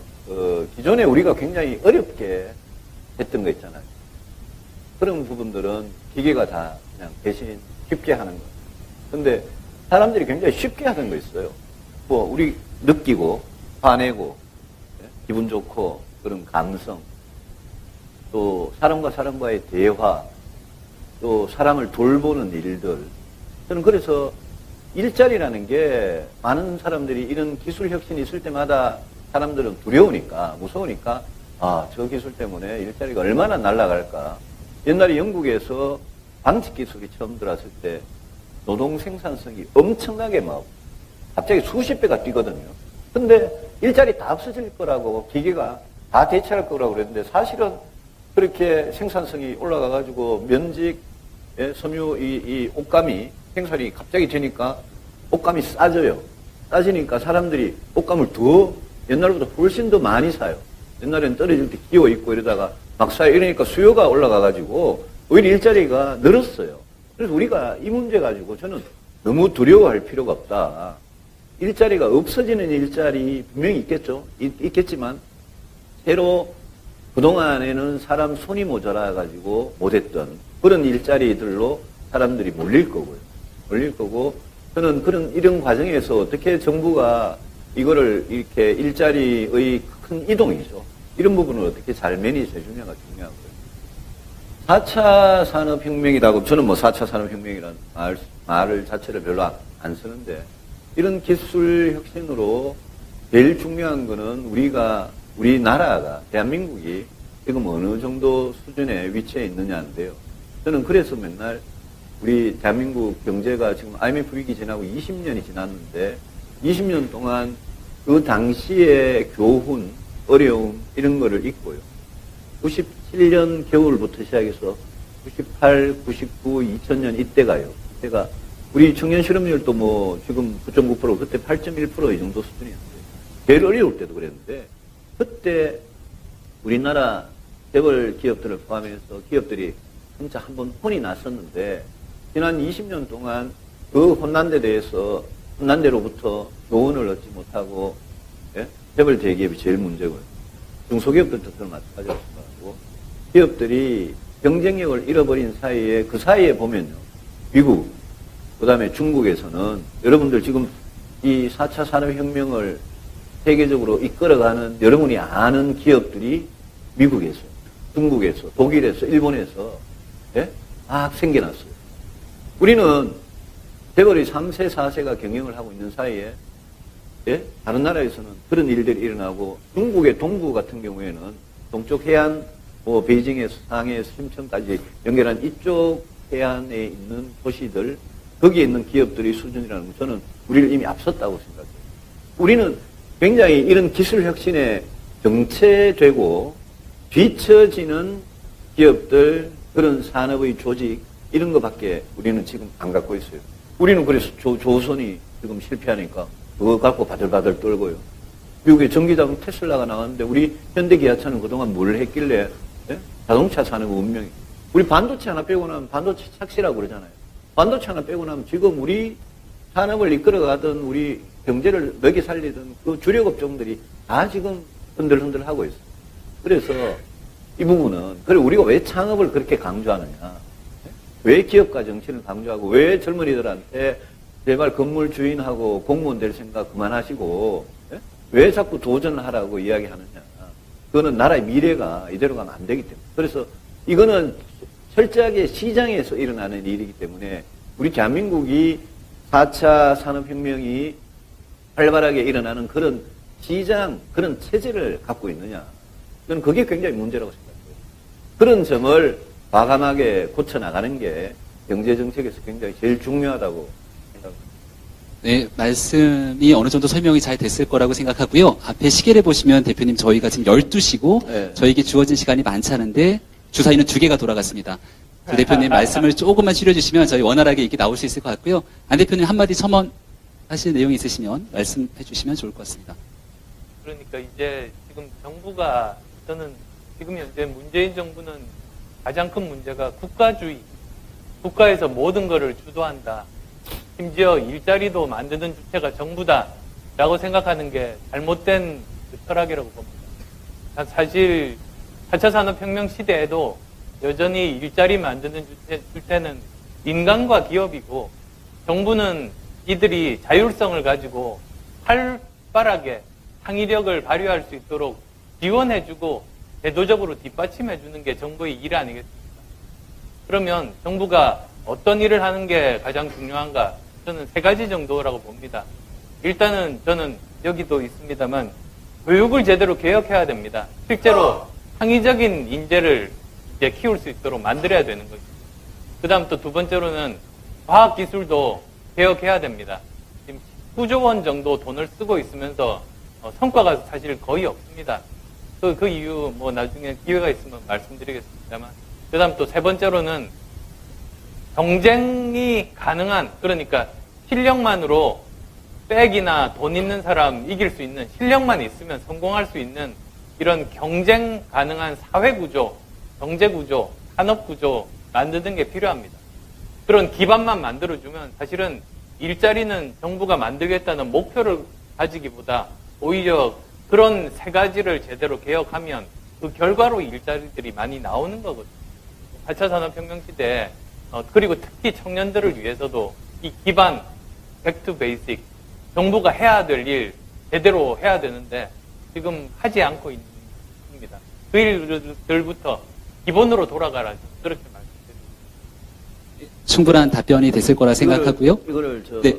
우리가 먼저 이야기하고 질문 받고 이러지 말고요. 네. 답변이 자꾸 중복될 수 있으니까. 네. 그냥 던지고 질문부터. 바로 질문부터 바꿔 할까요? 네. 네, 알겠습니다. 그러면 저희가 시간이 많지 않은 관계로 그 정도로 정리를 하고요. 보니까 2번째 질문 과정에서도 4차 산업혁명 시대의 일자리 결국 기업이 창출하는 거기 때문에 기업의 경쟁력을 확보할 수 있도록 도와주고 여기에 대한 정부의 마중물 역할들을 안철수 대표께서 얘기했는데 큰 차이가 없는 거로 2번째 부분 정리하고요. 안철수 대표님 주사위 들고 3번째 주제로 던지도록 하겠습니다. 네. 초록색 넥타이 안 맨 분들한테도 질문할 기회를 네. 자, 큰 박수로 우리 안철수 대표님의 주사위 보도록 하겠습니다. 던져주십시오. 청년 일자리에 관한 주제인데요. 우리 유 대표님의 긴급 제안에 따라서 청년 일자리에 대한 우리 청년들의 질문을 먼저 받고 그리고 수 대표님의 생각을 들으면 그 정도로 넘어가는 순서 변경을 좀 하도록 하겠습니다. 청년 일자리 여기 계신 분들 중에 뭐 모두가 다 궁금할 것 같은데 크게 손 들고 질문해 주시면 제일 먼저 손에 드신 자기소개해 주시고 질문해 주시기 바랍니다. 또 초록 넥타이. 이번엔 초록 넥타이가 아닌 것 같은데요. 아, 네. 파란 색깔. 예. 바른정당 색깔과 녹색이 이렇게 합치면은 예, 건색이 나옵니다. 예. 저는 충북 청주에서 지금 행복을 찾는 연구소를 운영하고 있는 청년 송성용입니다. 유승민 대표님께 질문을 먼저 한번 드리겠습니다. 예. 우선 청년 실업 문제가 2000년 이후에 지금 가장 높다고 합니다. 그래서 이 청년 실업률이 계속 이렇게 상승하는 원인과 거기에 대한 해법이 있다고 하시면은 답변 부탁드리겠습니다. 정부는 인구 구조 때문에 아까 안 대표님 설명 일부 하셨는데요. 지금 베이비붐 세대, 저희들 세대의 자녀들이 지금 이제 학교를 졸업하고 일자리 시장, 노동 시장에 진입을 해서 인구 자체가 늘어서 그렇다는데 그거에 뭐 완전히 100% 틀린 말은 아닌데요. 일부 일리가 있기는 하지만 사실은 그냥 실업률이 아니라 취업자 수의 증가, 그리고 일자리 수의 증가를 보면 그게 완전히 맞는 말도 아니에요.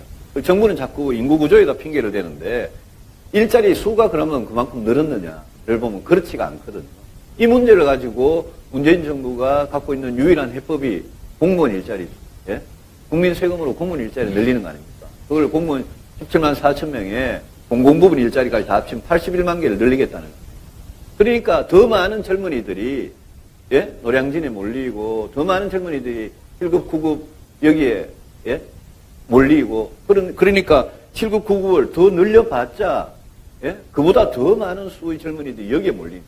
우리나라가 지금 대학 졸업하고 나서 대학 졸업 안 하고 고등학교 졸업하고 바로 취업 전선에 뛰어든 분들도 나서 이게 지금 많은 젊은이들이 진짜 생산적이고 효율적이고 국가 발전에 도움이 되는 그쪽으로 가는 젊은이도 있고, 당연히 공무원, 교사 준비하는 젊은이도 있고, 이렇게 골고루 돼야 나라가 정상인데, 지금 완전히 쏠림 현상이, 이게 아마 앞으로 문재인 정부 5년 내내 아마 계속될 것 같아요.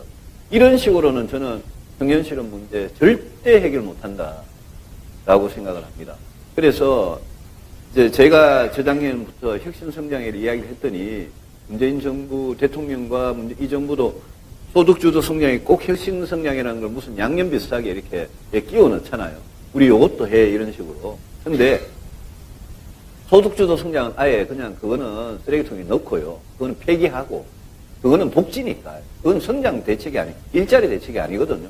그거는 쓰레기통에 넣고, 우리 복지는 이렇게 하겠다라고 솔직히 이야기를 하시고, 성장, 일자리, 이거는 같이 가는, 투자 이런 거는 같이 가는 거니까.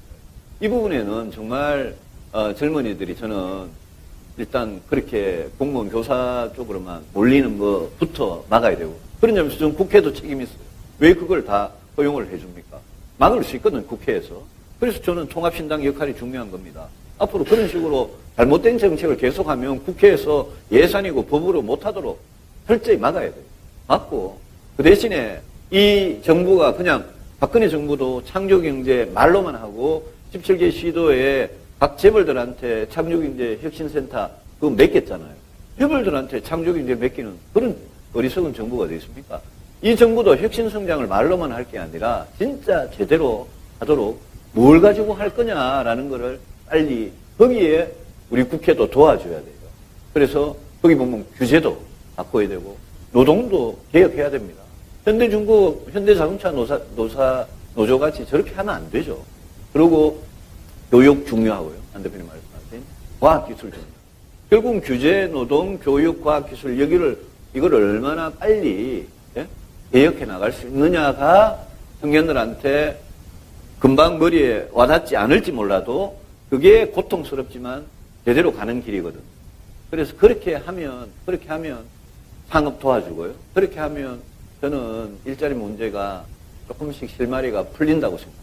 오히려 문재인 정부가 지금 고집하듯이 5년을 가면 5년 뒤에는 아마도 청년 실업이 더 심각하고 일자리 문제 더 꼬이고, 여러분들은 일자리는 없는데 여러분들 부모가 세금을 내가지고 그 세금으로 이 자리에 계신 몇 분이나 공무원 일자리 가질 수 있는지 모르겠는데요.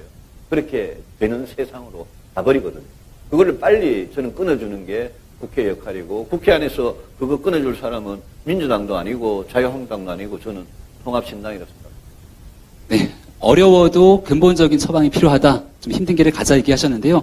안 대표님 답변 잘하셔야 되는 게 유 대표님이 조금 전에 말씀하셨던 소득주도 성장 쓰레기통에 버려야 된다. 아마 이 시간 이후로 기사가 쭉 나오지 않을까 생각이 드는데요. 여기에 대한 안철수 대표님의 생각과 그리고 공공일자리 얘기도 하셨지만, 그렇다면 청년 실업 문제 해결하기 위한 통합신당의 방향 말씀해 주시면 좋을 것 같습니다. 아까부터 조금 들렸던 게 혈액형 이야기를 자꾸 하셨어요. 제가 의사 출신이다 보니 그게 약간 민감해서요.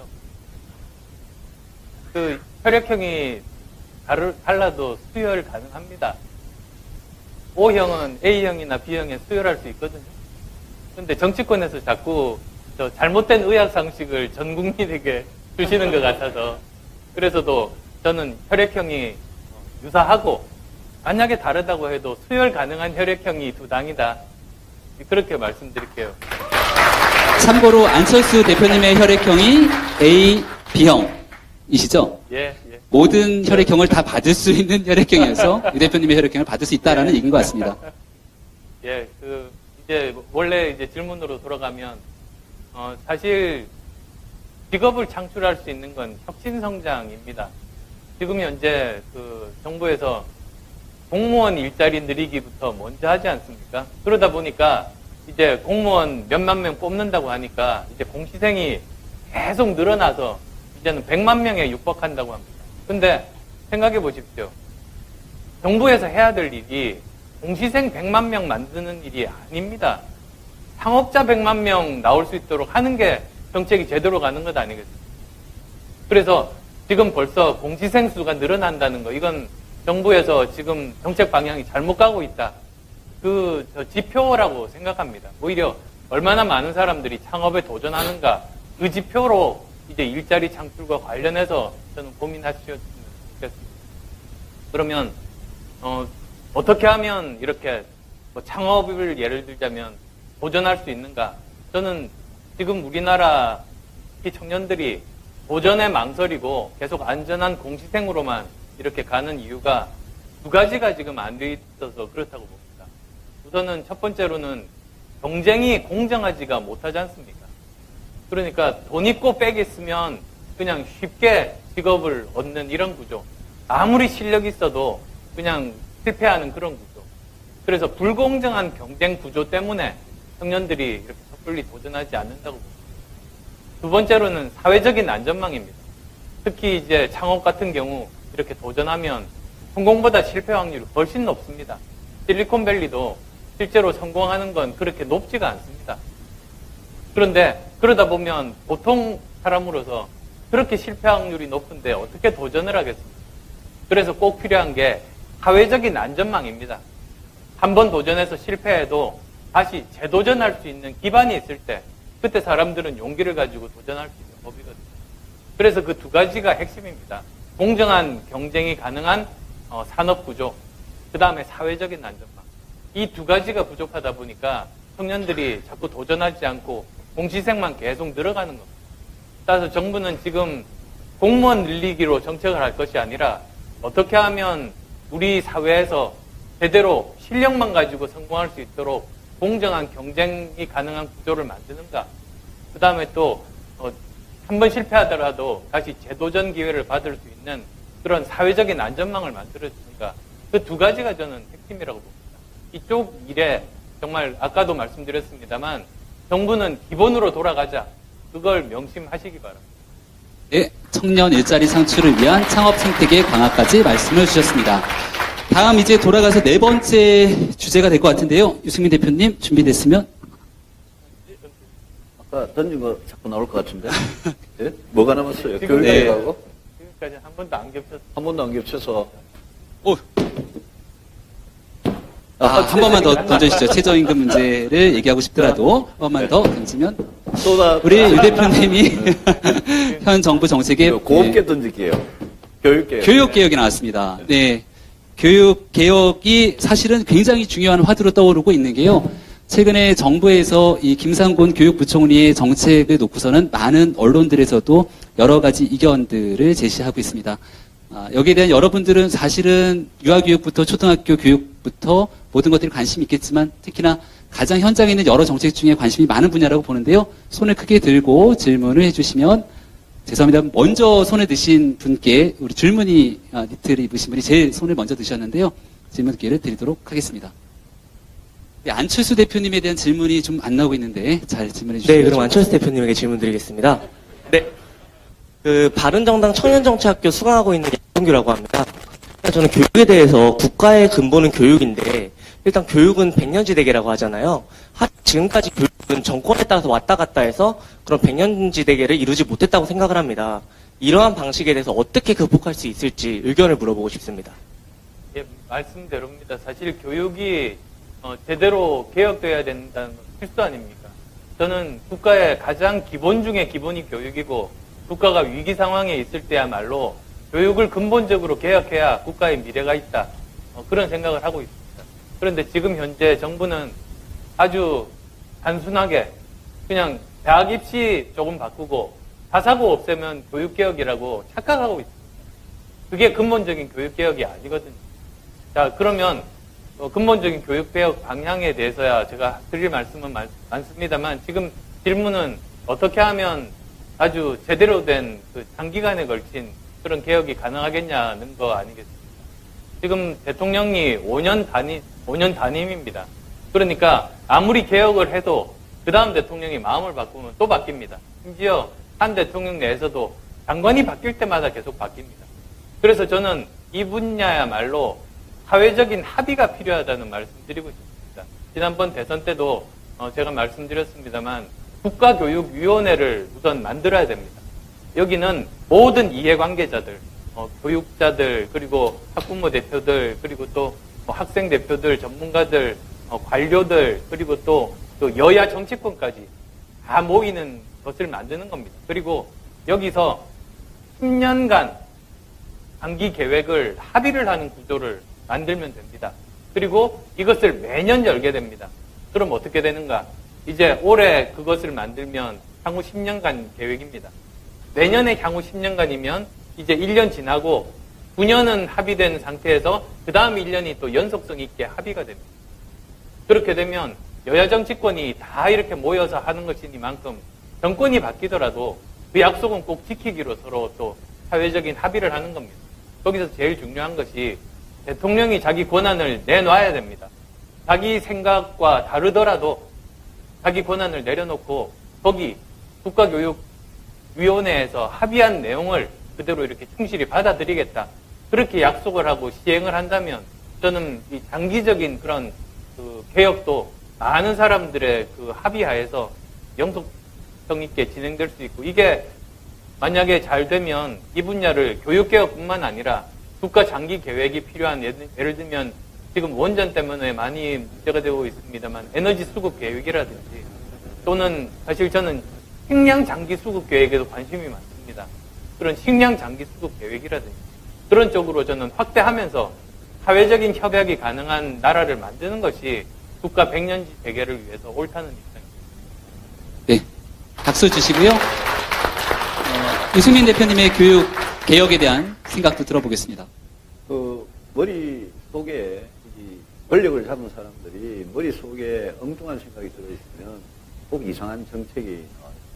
근데 그 원자력 발전 가지고, 탈원전을 가지고 공론화위원회라는 거 만들어가지고 돈을 여러분들 낸 세금 많이 쓰면서 정책을 만들었잖아요. 근데 교육이야말로 오히려 정말 뭐 안 대표 말씀 공감하고요. 그 위에 덧붙여서 교육이야말로 진짜 공론을 잘 살펴야 된다고 봐요.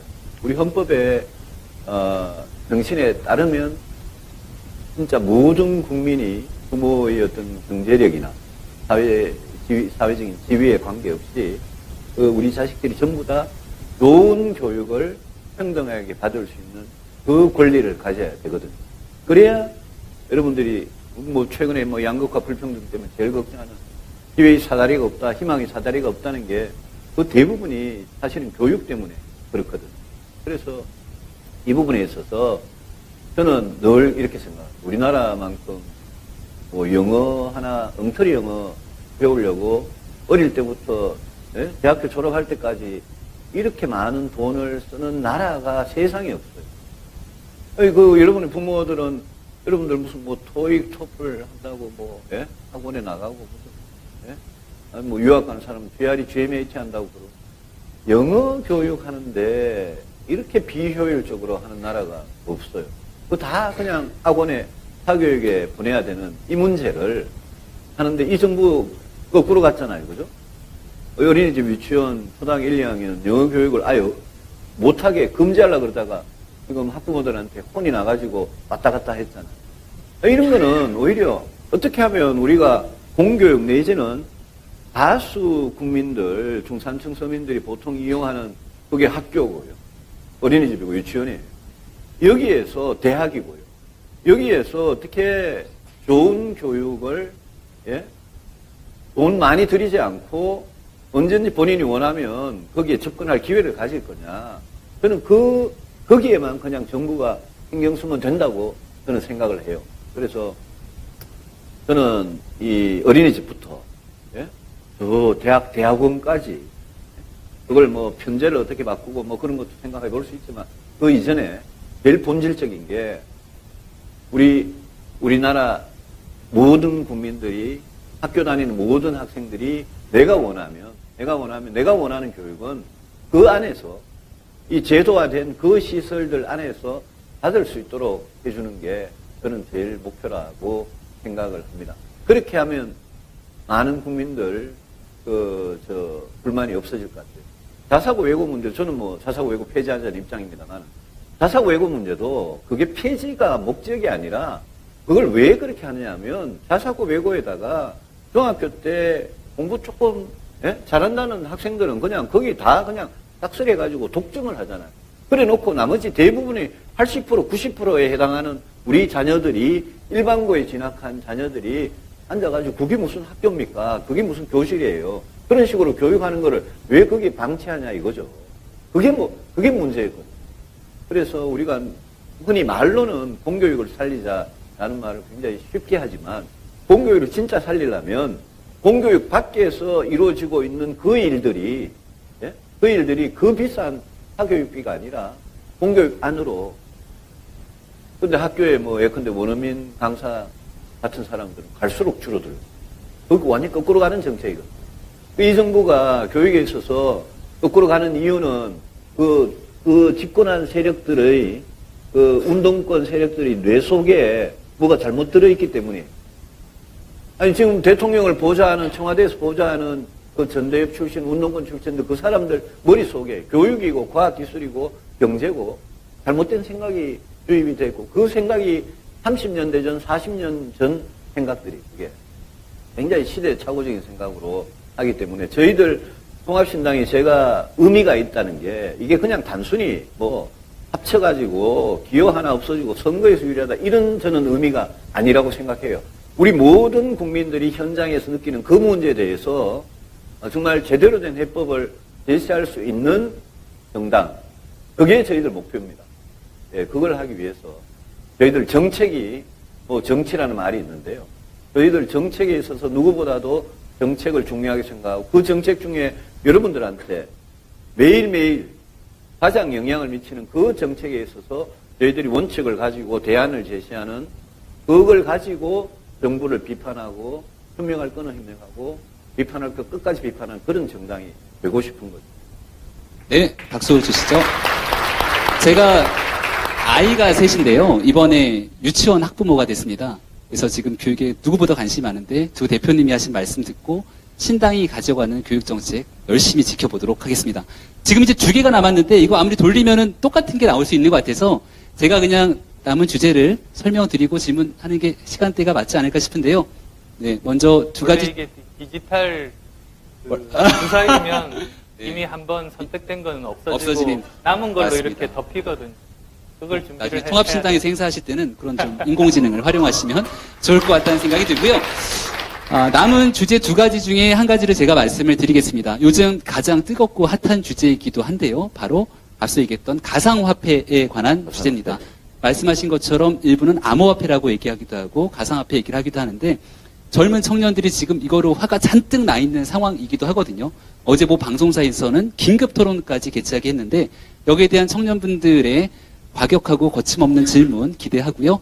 어떤 분이 질문해 주시겠습니까? 우리 이쪽에 이제 손에 드신 분이 질문해 주시면 그 내용 바탕으로 답변 듣도록 하겠습니다. 가장 뜨거운 질문을 제가 맡은 것 같은데요. 저는 바른정당 청년당원 김건우라고 합니다. 일단 암호화폐라고 오늘 부르기로 했기 때문에 암호화폐라고 질문 드리겠습니다. 이 질문에 대한 답변은 두 대표님께 모두 요청드리고 싶습니다. 최근 암호화폐에 대한 정부 대처가 일관성이 없다는 지적이 나오고 있습니다. 암호화폐를 기반으로 하고 있는 블록체인 기술이 분명 흥미로운 기술이지만 짧은 시간에 돈을 손쉽게 버는 구조이기 때문에 투기성이 강하기도 합니다. 좋은 점은 장려하면서도 투기로 변질되지 않도록 할 수 있는 정책이 무엇이 있는지 유승민 대표님과 안철수 대표님께 여쭤보고 싶습니다. 가자 안철수 대표님이 먼저 답변하시는 게 맞을 것 같은데요. 가자 하려면 좀 화끈하게 하시지. 그게 그냥 가자가 아니고 가자 해야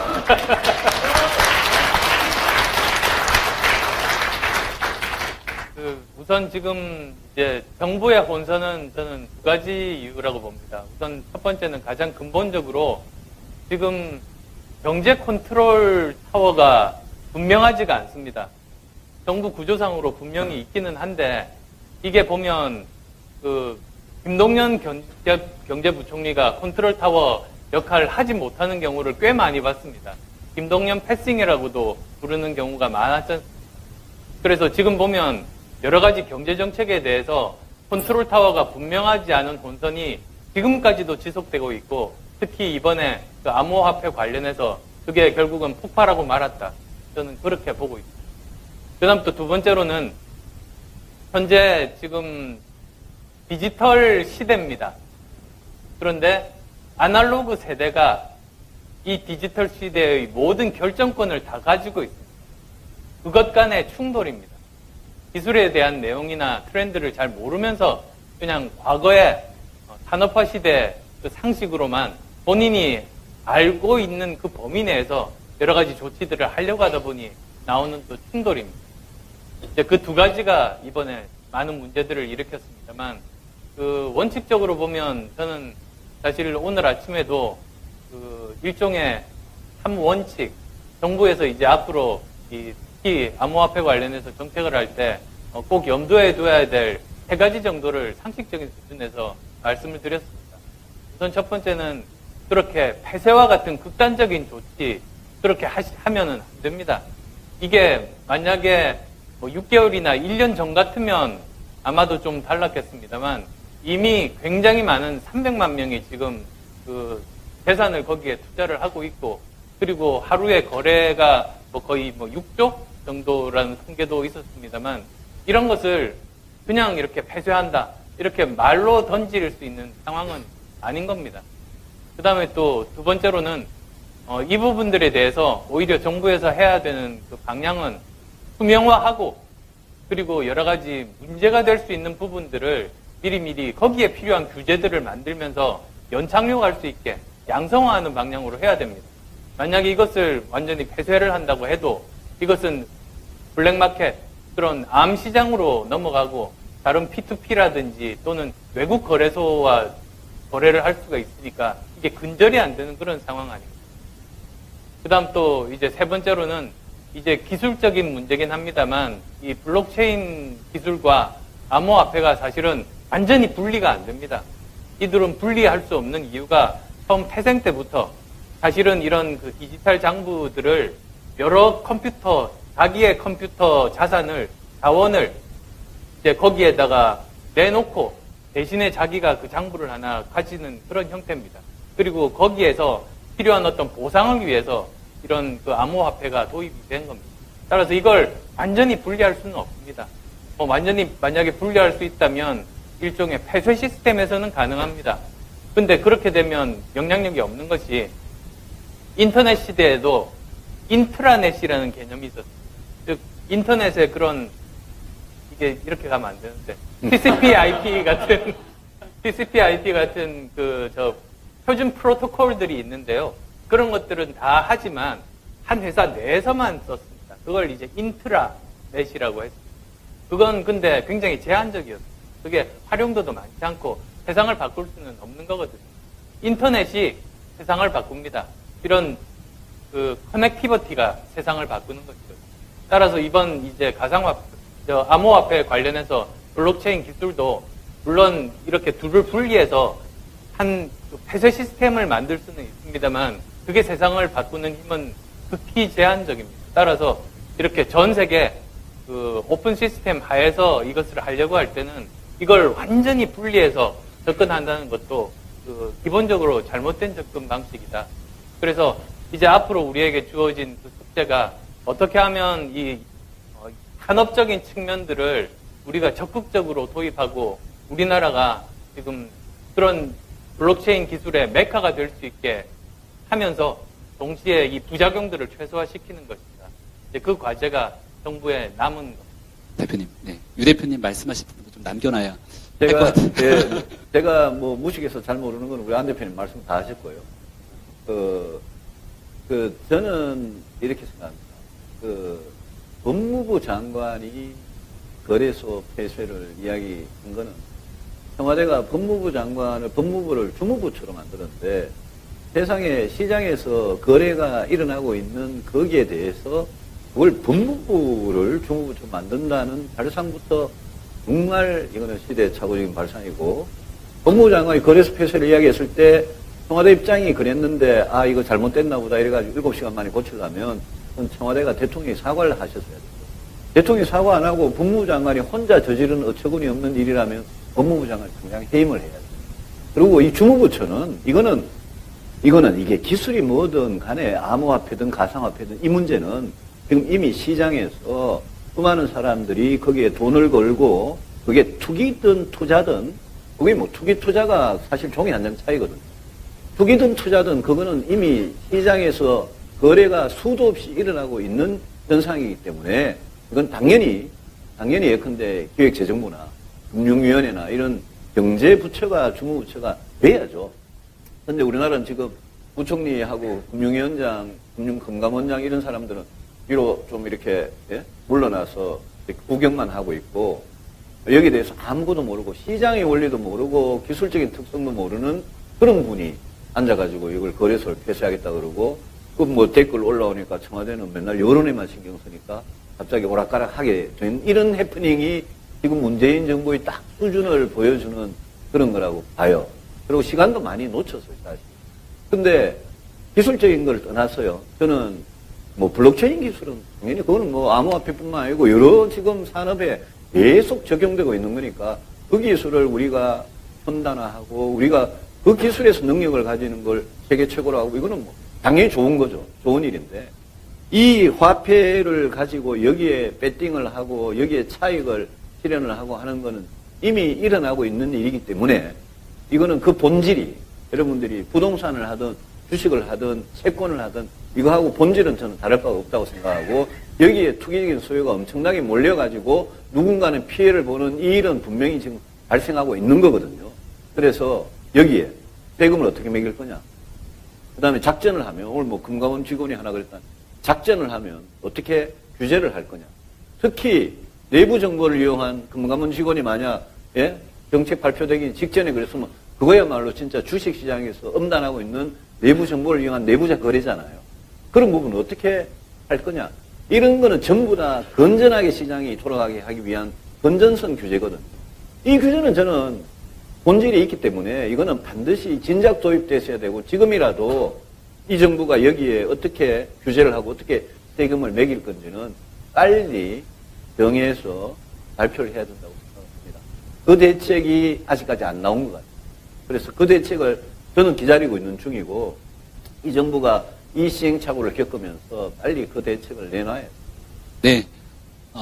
좋은 말씀이고요. 제가 마음이 점점 급해지고 있는 게요. 주어진 시간은 12시 30분까지라고 들었는데 거의 다 된 것 같아서 마지막 한 가지 주제 그래도 짧게라도 얘기할 수 있는 시간이 두 대표님 되시는 거죠? 남은 게 하나 있습니다. 중요한 주제가 하나 남아있거든요. 평창올림픽. 네. 시간이 되시면 마지막 주제에 하나만 우리가 더 듣고 짧게 답변하고 정리하도록 하겠습니다. 네, 마지막 주제는 평창 동계올림픽에 관한 주제인데 번쩍 손을 들어주신 체크무늬 남방 학생 질문해 주시죠.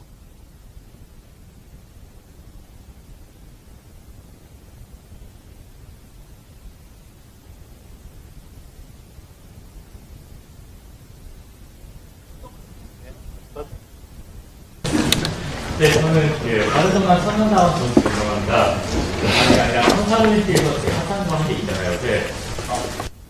좋네요, 이거. 네, 요새 단일팀 논란 되게 핫하잖아요. 저 개인적으로 제가 95년생인데 저희 세대가 IMF 겪으면서 한 번도 잘 살아본 적 없는 세대라고들 이렇게 얘기를 하거든요. 그렇게 해서 경쟁이 계속 치열하게 하다 보니까 조금 불공정한 거나 아니면은 기회를 조금 말 타시던 분처럼 앞서 나가시는 거 아니면 반칙을 쓰는 거에 대해서 되게 민감하다고 생각을 하는데 이번 단일팀 논란에 대해서 이거를 좀 대국적으로 생각해가지고 민족의 화합으로 가야 되는 건지 아니면은 그 선수들의 피와 땀과 노력을 존중해줘야 하는 건지 대표님들의 생각을 한번 들어보고 싶습니다. 어느 대표님이 먼저 답변하면 좋을까요? 저는 안철수 대표님이 먼저 대답해 주시면 좋을 것 같습니다. 저도 그 문제에 대해서 이미 입장을 밝힌 바가 있습니다만 일단은 저는 정부가 대한민국 국민들의 자존심을 지키는 일에 좀 더 신경을 써주셨으면 좋겠다고 이미 입장을 밝힌 바가 있습니다. 그리고 또 그 단일팀 관련해서 사실은 뭐 과정상에서도 여러 가지 제가 드릴 말씀은 많습니다만 무엇보다도 저는 총리의 그 발언이 많은 사람들의 그 마음에 상처를 줬다고 생각합니다. 메달 안 따면 어떻게 해도 상관없다. 그런 것 아니겠습니까? 그래서 제가 인터넷에서 어떤 분이 저한테 이런 이야기를 하시더라고요. 그러면 총리께서 대선에 안 나가실 거면 정계 은퇴하시라고 하면 좋겠습니까? 이렇게 말하고 싶다고 하는 그런 그 말씀도 제가 들었습니다. 그래서도 이 올림픽 정신에도 맞지 않은 겁니다. 메달과 상관없이 참여해서 열심히 자기가 4년 동안 열심히 노력했던 자기 기량을 발휘하는 게 스포츠 정신, 올림픽 정신 아니겠습니까? 그래서도 지금 우선 그 총리의 발언은 정말로 부적절했다. 그 말씀 다시 드리고 싶습니다. 그 여자 아이스하키가 세계 22위라는 게 총리 이야기잖아요. 근데 여러분, 우리나라 대한민국 여성들이 아이스하키 하나도 안 하다가 새로 시작해서 세계 22위면 엄청난 거 아닙니까? 그렇게 열심히 땀을 흘려서 이 올림픽에 출전하기로 확정이 된 사람한테, 그 사람한테 대통령께서는 역사의 명장면을 연출해야 되기 때문에 단일팀 만들어라 이렇게 이야기해요. 총리가 나는 그냥 밥 먹다가 어제 그냥 슬쩍 한 말인 줄 알았는데 나중에 동영상을 보니까 마이크를 잡고 제대로 한 말이더라고요. 메달권이 아니라서 단일팀을 할 수 있다. 대통령하고 총리가 우리 행정부의 1인자, 2인자인데 이 두 분이 갖고 있는 생각이 대통령은 그건 완전히 전체주의적인 완전히 독재 발상이에요. 그거는. 역사의 명장면을 연출하기 위해서 개인 대표 선수 당신이 희생하라는 거예요. 총리 이야기는 메달권은 아닌데 뭐 단일팀 하면 어쩌냐 이런 거 아닙니까? 그래서 이분들이 집권을 하고 대통령 되고 선언한 게요.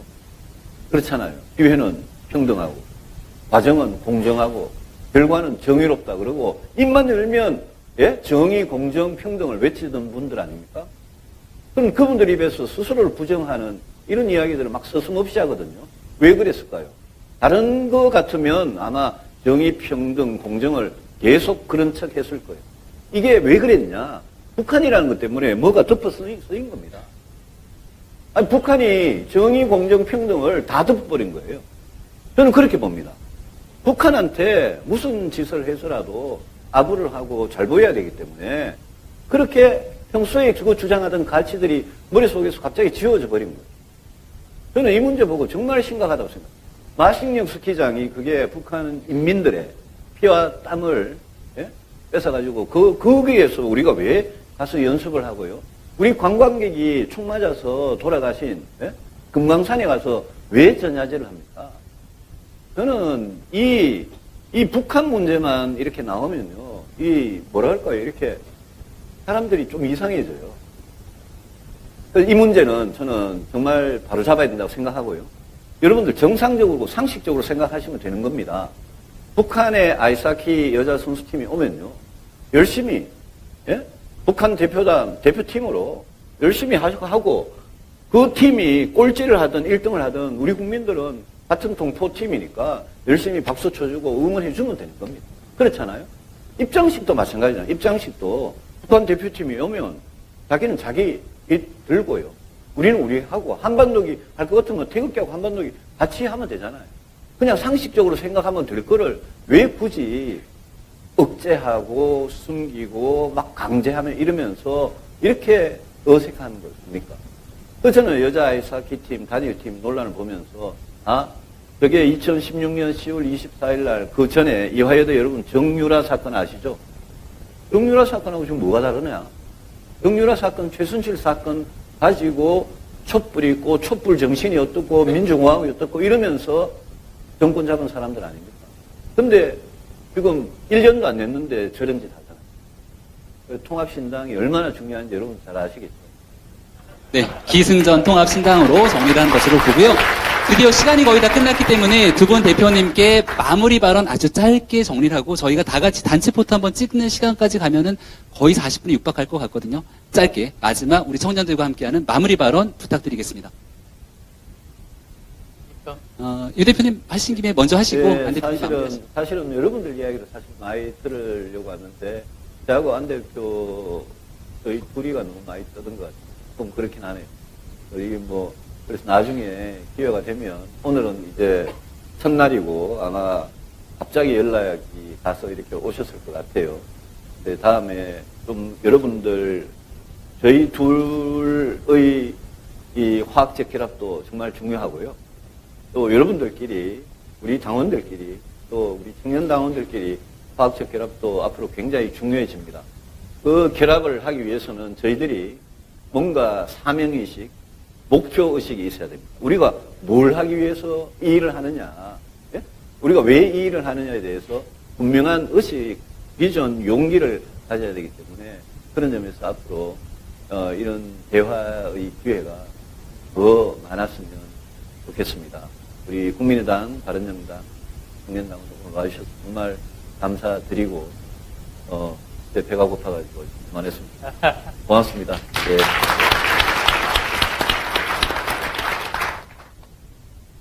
생각이 100% 같은 사람 세상에 없고요. 부부 간에도 생각이 다르고 부모 자식 간에도 생각이 다르고 그리고 또 이제 우리 국민의당 내부를 살펴보면 의원들 39분 계신데 생각이 100% 같은 사람 전혀 없습니다. 다 다릅니다.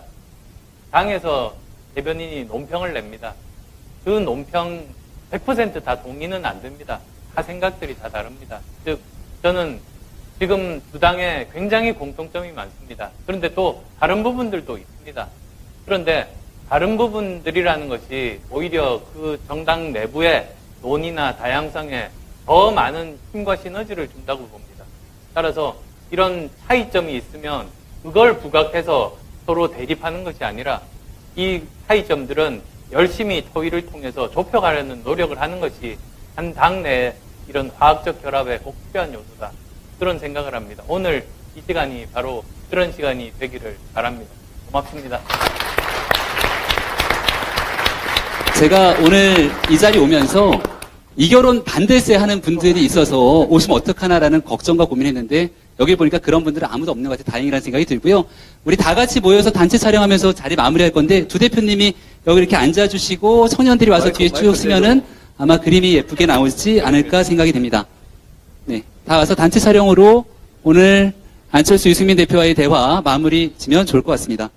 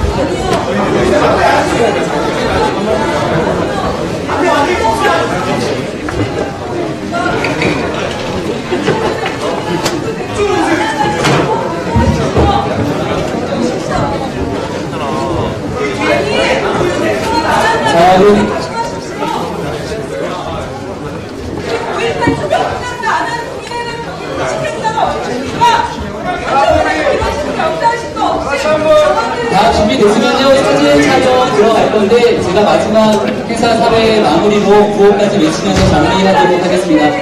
오늘 우리 행사에 모토를 보니까 청년이 미래다라는 모토로 되어 있네요. 이 자리에 있는 분들이 아마도 우리 청년들을 위한 새로운 정치의 가능성들을 보자 얘기하는 것 같은데요. 자, 제가 이제 우리 여기 있는 모든 분들께 청년이 하고 외치면 미래다로 여기